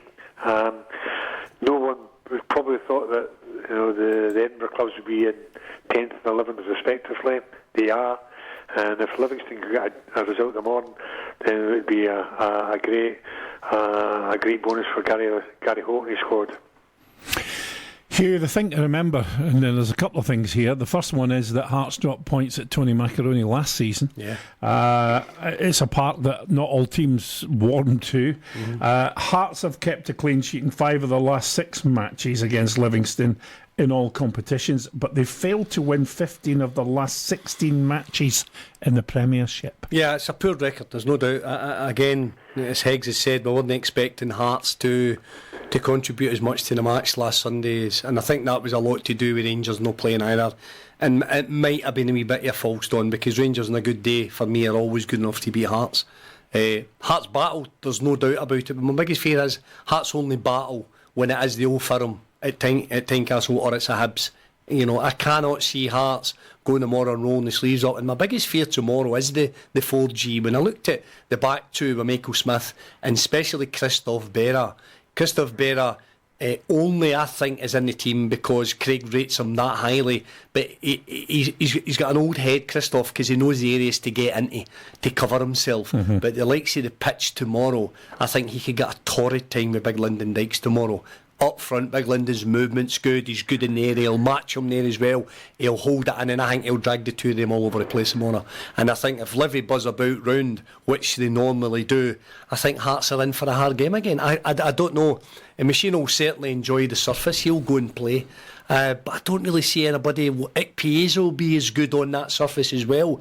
I don't think so, because it is such a specialised surface. And I think it will suit the home team, horses for courses. But I think tomorrow the winner will be Lyndon Dykes against the centre-backs for Hearts, because they're very static. They play as the old-fashioned double centre-halves. Aaron Hickey's confidence might not be that great, you know, at right back as well. And they kind of chop and change their lefts. You know, Jake Mulroney flatters to deceive. Mulroney's actually out because of ankle ligament problems. Well, he's a loss because he's quite good for them. He could be out for a few weeks. He's busy. He can go and make things happen for Hearts on his day as well. But again, Naismith's out, Souttar's out. Herring will not come back in that surface. Halkett's not there. So Herring's actually going to see a specialist, I think, back in his home country. You'll be disappointed with Herring because I think he wasn't that far away a few weeks ago. No, he wasn't. So I think he's maybe broke down a wee bit. Well, apparently the problem is that he thought he was fit enough, but he cannot strike the ball without being in pain.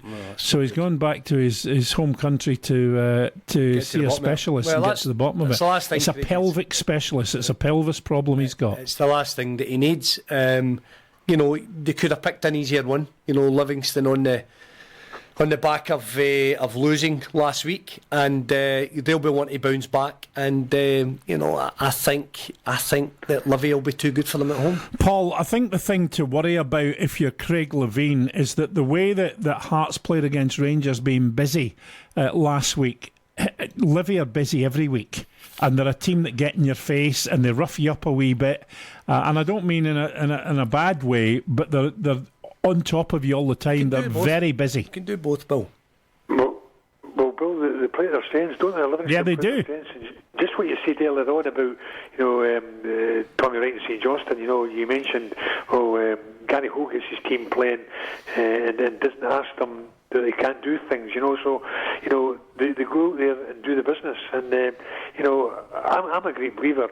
You know, play your strengths and hide your weaknesses, because we've all got weaknesses and you hide them. But Gary Howe gets the best out of his players, you know, and they are aggressive in the right manner. And I've got a result here. On the thing that Hugh said, he's 100% correct. And I'm actually flummoxed with my result now because I don't know what to do. You know, because he's put out so many good pointers in regards to, you know, why Hearts are doing this and doing that. And they're going to Tony Macaroni Stadium. They've got two defenders that, you know, are solid. But, you know, and you mentioned, you know, the defenders as well, along with the great striker that Livingston player is really busy and about you. I had a draw to begin with, and all the things that you've said, Bill and Hugh, I'm now in a quandary. Toss a coin, mate. Toss a coin. Okay. Go with your gut reaction. Your first, as Jack Nicklaus always said when he was putting, your first look's your best look. True. Okay then. So, what are you going to go for? I'm going to go for 1-1, Bill. I'm going to go Livy 2-0. I'm going to go Livy 2-1. 2-1. I'm going to go Livy 2-1. Guys, we'll take a quick break. We'll come back and we'll move on to Sunday's fixtures on Talking Football. Imagine raw power, supreme skill, hand-to-hand combat, and national pride. Imagine putting your body on the line for the greatest prize in world rugby, the Rugby World Cup 2019. Rock Sport Radio will bring you comprehensive coverage of this titanic battle between the world's top teams. Who will reign supreme? Will it be Northern or Southern Hemisphere? The Rugby World Cup on Rock Sport Radio. Brought to you by Motorpoint Glasgow. Just get the ball over the post at Motorpoint Glasgow's Conversion Challenge to win 2 tickets to the Six Nations. Find them just 2 minutes from Junction 3 off the N74. William, Pamela and Anthony were sold investments by banks and ended up losing money. Luckily, they contacted Goodwin Barrett and were able to claim back a total of £65,500. If you've lost money on an investment sold by a bank or financial advisor, even if you no longer have the investment or the paperwork, Goodwin Barrett could help. Discover how much you could be owed. Text GOOD to 66777. Text GOOD to 66777 now. Goodwin Barrett. It's easy to put things off. I'll sort it tomorrow. It'll wait. Well, turns out if you're a man with prostate disease, the sooner you spot it, the better it can often be treated. So if your dad or brother have had prostate cancer, or you're having trouble with your waterworks, do something about it. See your GP or visit prostatescotland.org.uk for more information. Prostate Scotland. Pull your finger out. Do you hear that? That's your family coming round to your new house for Sunday lunch. Your son opening the door of his first home. Visitors arriving at your guest house. Friends coming over to watch the football. Scottish Building Society offer a range of mortgages, so we can turn this into this. Hello! Scottish Building Society. We've been helping people open doors since 1848. Call us today on 0345 600 4085. Scottish Building Society is authorised by the Prudential Regulation Authority and regulated by the Financial Conduct Authority and the Prudential Regulation Authority. Love music. Live sport. Talking Football with Bill Young, Hugh Burns and Paul Hegarty on Rock Sport Radio. OK, boys, let's move to Sunday. OK, boys. Early kick-off, Aberdeen against Celtic at Pittodrie. We'll start with our man in the north. Oh, Aberdeen had the result of the day last week, Bill. Great result against Motherwell. Yeah. No one. I was there, Higgs. I was at Firth Park. Were you there, Hugh? Yes, Motherwell started okay, got the pen, bit of dubious penalty, and a great save, I've got to say, by Joe Lewis. But it was a turning point of the game. Aberdeen just kicked on after it. But Motherwell were poor, Higgs, but Aberdeen were decent. They were decent. That's a problem for Motherwell because obviously they've lost 5 against Celtic and 3 against Aberdeen at home. So yes. 8's not a lot. No. And it's not very good for Motherwell. Yeah, I would say. I thought Aberdeen's 3 goals were excellent. I thought very good. Cosgrove's first goal, you know, the execution. Great finish. See if that was an English player in England doing that in the Premiership. Yeah. You'd be raving about it. Great And hardly got a murmur up here. I thought it was magnificent. We spoke about that on Monday night. Obviously, what was it? McGinn, the second goal from 25 yards. Absolute fantastic strike from McGinn. And then Viner scored late on with a great strike at the bottom right-hand corner from about 20-25 yards. So all goals that Aberdeen scored on Saturday against Motherwell were excellent, and that was a real shock because I think the 3 of us were sort of vying for. Well, I was certainly vying for Motherwell because up until then, Aberdeen hadn't really showed any signs of improvement. No. Derek McInnes is absolutely chuffed to bits, and rightly so. And what better to get one of the goals for him on Sunday, and a team that's rampant just now, scoring 6 against Ross County last week and getting a decent result against Lazio last night. I just think Derek McInnes, the way he was talking over the course of the last 2 or 3 days, guys, he's getting his players back, but I think some of the players that he's come in from nowhere has given him a bit of a headache, which is great for any manager. And I think you could see a bit of buoyancy and a bit more calmness in Derek McInnes, and there's a spring in his step now with the result against Motherwell, because he's probably, as a manager, thinking, well, I know my players can do that, but they haven't done it often enough, and they've certainly not done it much this year. But I must admit, I think it was a fantastic result and a great performance and the great goals. Celtic, the only thing about Celtic is that they'll maybe make 1 or 2 changes because obviously there'll be 1 or 2 tired legs. Sometimes against foreign opposition during the week, as you well know. You know, maybe sometimes after the Lord Mayor's show, there's a downside, but I think we're virtually a full house at Pittodrie on Sunday.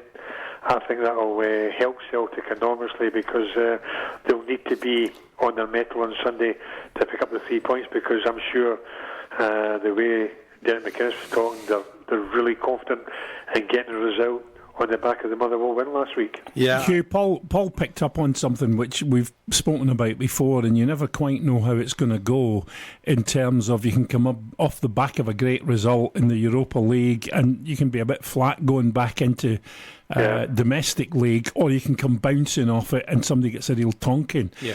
I think the difference between both Rangers and Celtic this season, where they can kind of eliminate that to a degree, is just the size and strength of squads they've got, where they can bring players in without really dropping in quality. Yeah, I think that'll probably happen, Bill, on Sunday. I think Celtic are obviously in a favourable position. They can do that. Squad's bigger, stronger. But I think all the guys will still want to play on Sunday. I think there'll be a plenty, certainly, recovery from last night until Sunday. They'll go up there, buzzing. They'll, drive up tomorrow, stay overnight after a session in the morning and be ready to go on Sunday. And I think even if I remember last year, before Lenny came back in, Celtic went to Pittodrie in the back of a European night under Brendan, and everybody kind of still thought that might be a wee bit too much, and Celtic were just too strong for them. And after what I'd seen last week as well, Cosgrove's movement was good. Devlin and McKenna were exceptional at the back, Paul, the two centre-backs. Shea Logan played better. I rate the goalie anyway, but I think it's all what Celtic do. I think Celtic will still have far too much quality, pace, strength, big crowd, great atmosphere, and I see Celtic being plenty good enough to, again, go up there. If you look at both Old Firm games, if you look at Rangers and Celtic game, Celtic do have the harder game in paper, that there is no doubt, but I still think Celtic have got enough quality and inner strength and winners in amongst them to go and win at Aberdeen. But Aberdeen beat a very, very, very poor Motherwell team last week, Paul, and let's not get kidded, it's still a good result, but Motherwell didn't really put up much resistance, and I think on the back of why was that, Hugh? I don't know, mate. I just think, they lost the centre-back Hartley early on. They couldn't really organise their back four thereafter. The young boy Maguire looked out all sorts in the middle of the park. Scott didn't go and have a go at Considine. Up front they were they just didn't play well, Paul, and it wasn't on the back of what Aberdeen... Don't get me wrong, Aberdeen looked better than Motherwell on the day. It was a bit of a surprise because I think most people turned up expecting Motherwell, to be doing the business and getting a result. But Aberdeen turned up and turned them over. But as I say, Aberdeen will go into the game a wee bit more confidence on the back of last week's win. That there is no doubt. But for me, Celtic all day long. I think the important thing for Aberdeen, Paul, and you mentioned this as well, is the fact that Derek McInnes is starting to get players back, and he's suffered a wee bit like Craig Levein this season because of the amount of injuries he's had. But I still think, and it applies to Rangers as well as Celtic, I still think the Old Firm this season have such a wide and varied selection of pool players they can choose from, and you see negligible dip in quality. I think you're right, Bill. The Celtic and Rangers have vast squads, so if they have one or two injuries or one or two suspensions, they can afford to get away with it. For the likes of the rest of the clubs in the league, it's a struggle, and they'll have maybe a squad of maybe 14, 15 players, most of the clubs in the Premiership, that they can rely on.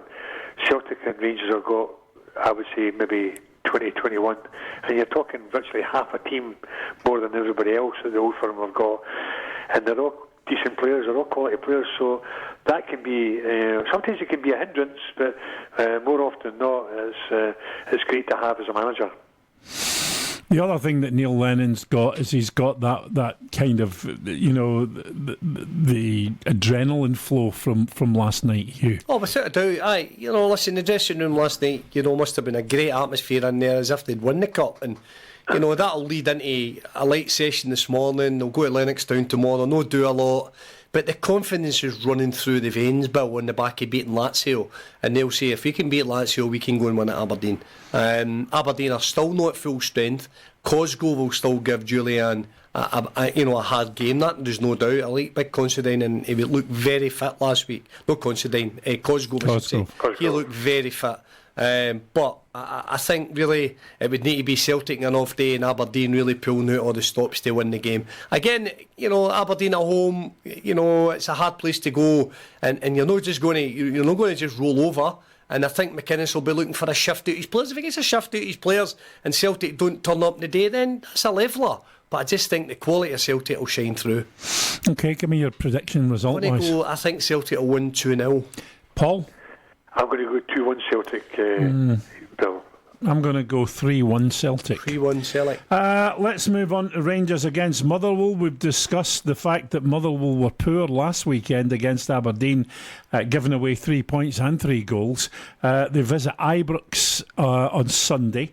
Rangers again coming off the back of what will feel like a win in a lot of ways. A great result for them last night. Going a goal down, coming back to take a point away from Porto. Mm-hmm. And again, we've got to discuss the situation here about, they will make changes, Rangers, you would expect. Mm-hmm. But again, they can bring players in, and who knows, maybe one of them might be Greg Stewart visiting his old stomping ground.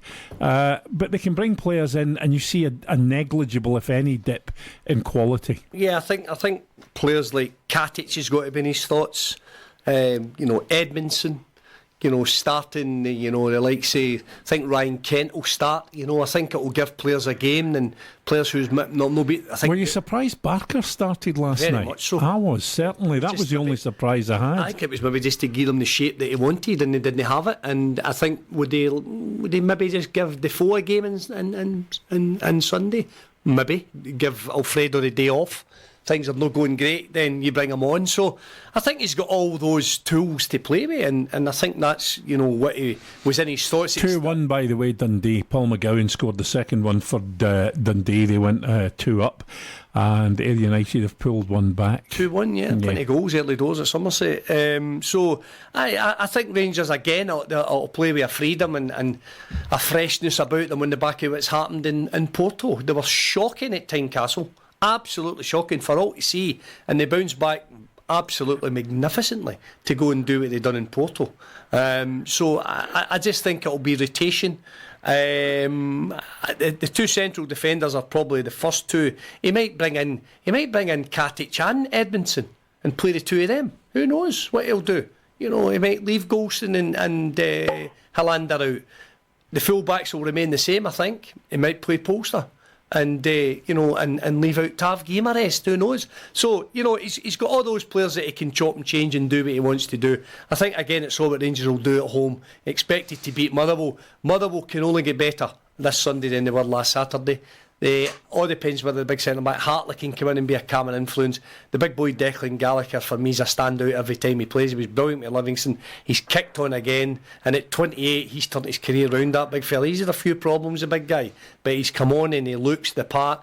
Grimshaw was quiet. Scott done nothing right through. They really didn't.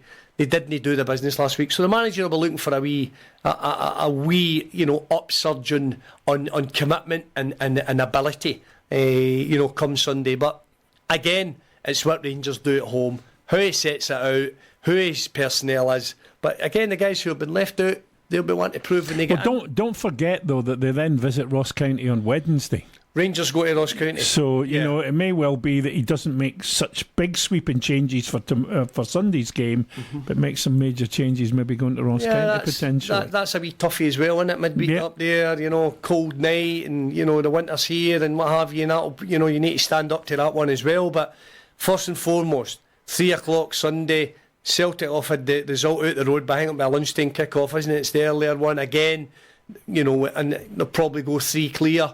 And that they are 3 clear, aren't they? Either 3 clear, no, a point clear. No, the same on points. Points. Celtic are only a goal ahead. Yes, they've got 1 goal more scored than Rangers. Yeah, so you're looking at Sunday being so important again in the title chase. You just cannot drop points.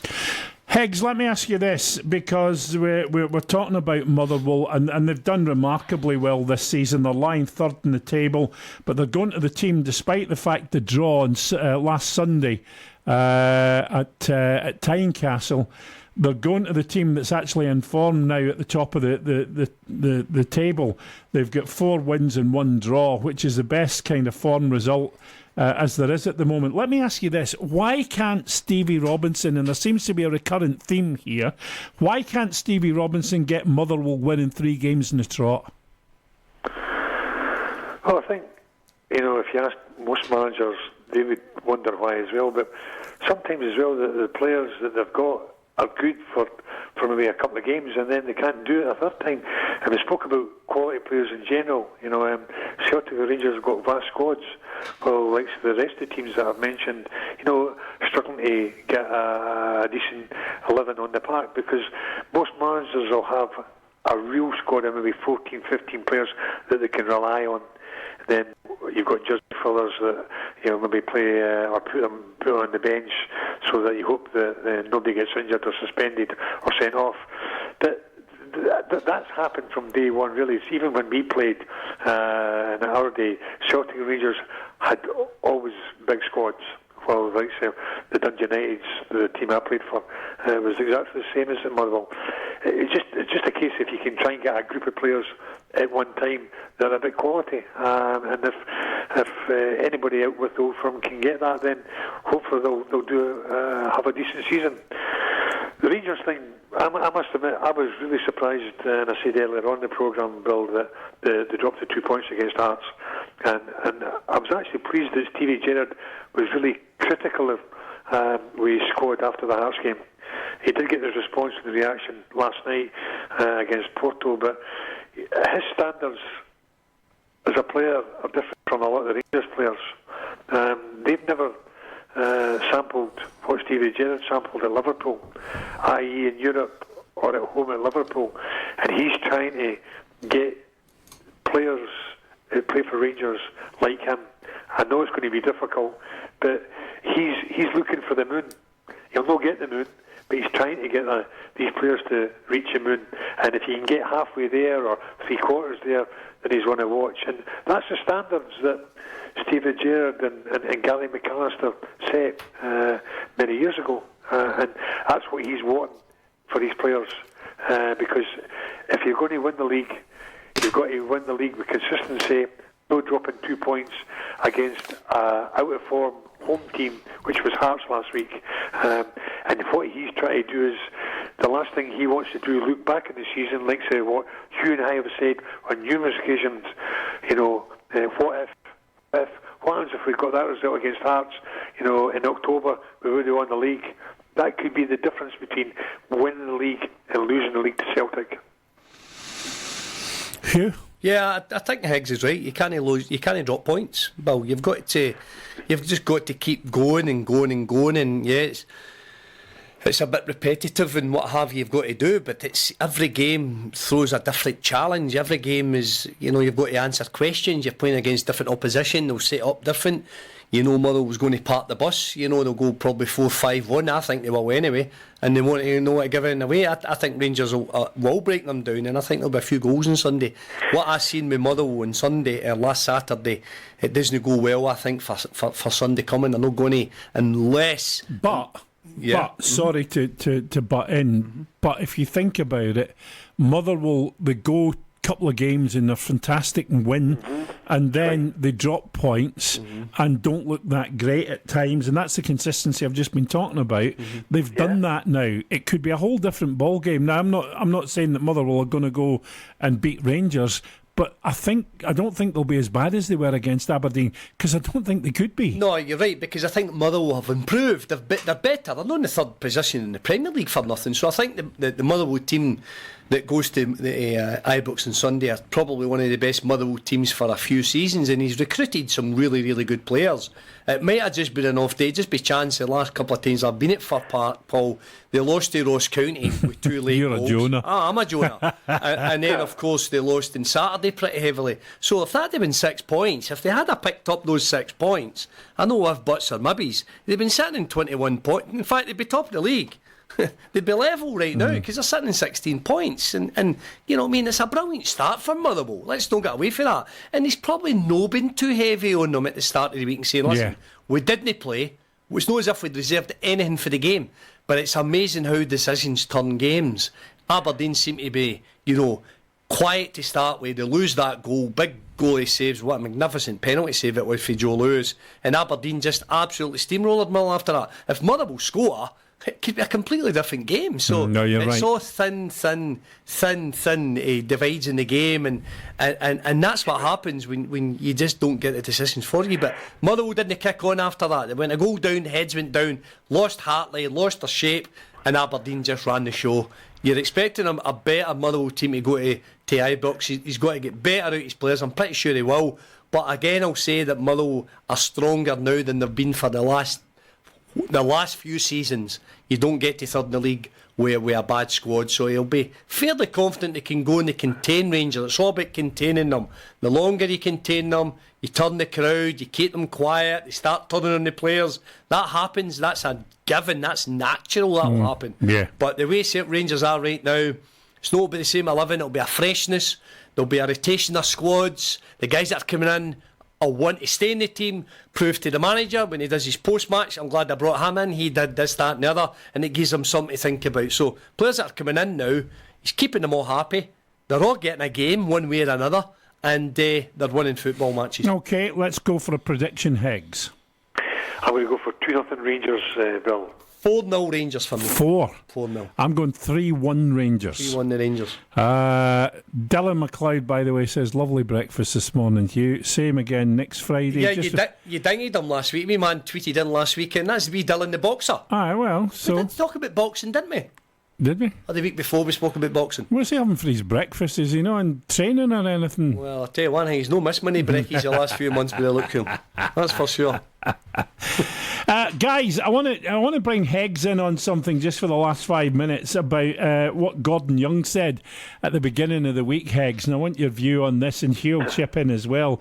Youngie said he didn't think the Premiership was as strong this season as it has been in previous seasons. Well, the only thing I can say is it's because Hearts and Hibs and possibly Aberdeen are not in their respective places, i.e. further up the league. So from that point of view, there's still a lot of games to be played, and I can see the Edinburgh team is obviously getting higher up the league, and obviously the other teams are slightly higher than them as now, going back into the top four, bottom 4 or 5. I think the league's much the same as last year. What I would say is they've definitely got a stronger Rangers. They've definitely got a stronger Motherwell. I think Aberdeen are no firing all cylinders.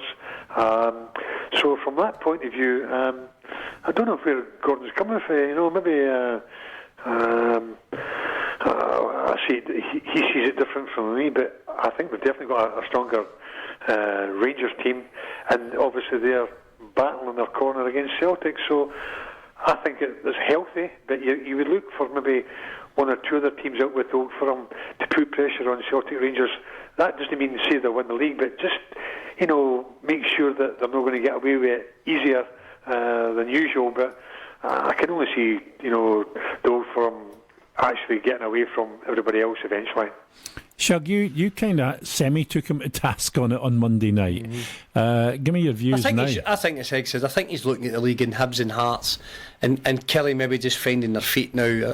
I think it's every bit strong. I think when he looks at it, Aberdeen are probably maybe a couple of places away, should maybe hopefully be above Motherwell, so that would be the norm. That would be the same there. Kelly are getting better. Ross County had a good start. Livy are mid-table. Listen, sometimes I don't know what planet Youngie's on, to be honest with you. And what did he say then, Bill? He just said he thought that the Premiership was weaker this season than it had been.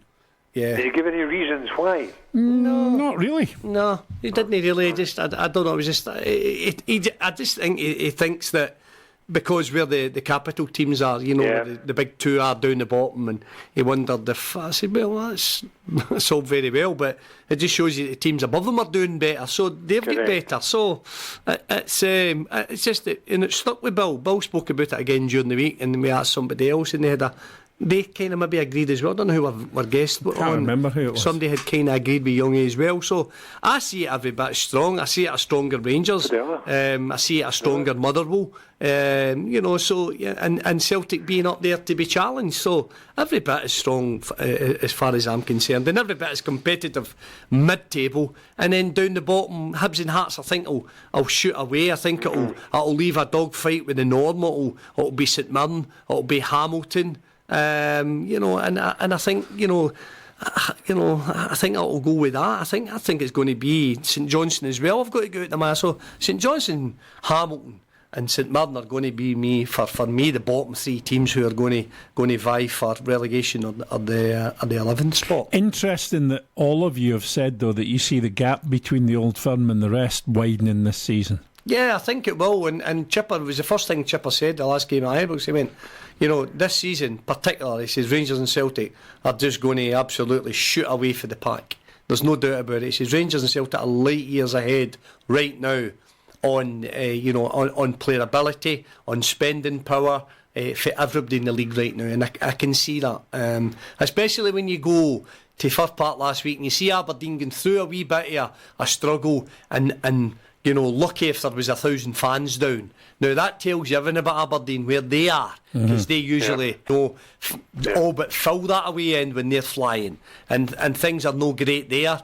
Hearts as well, no as good as they were. Hibs no taking big away support, so there's a few of the bigger guns, so-called bigger guns, no happy. Listen, have a good weekend, guys. We'll see you again next week, same time. That's it, and we'll be back on Monday with Hugh and Youngie. Love music, live sport.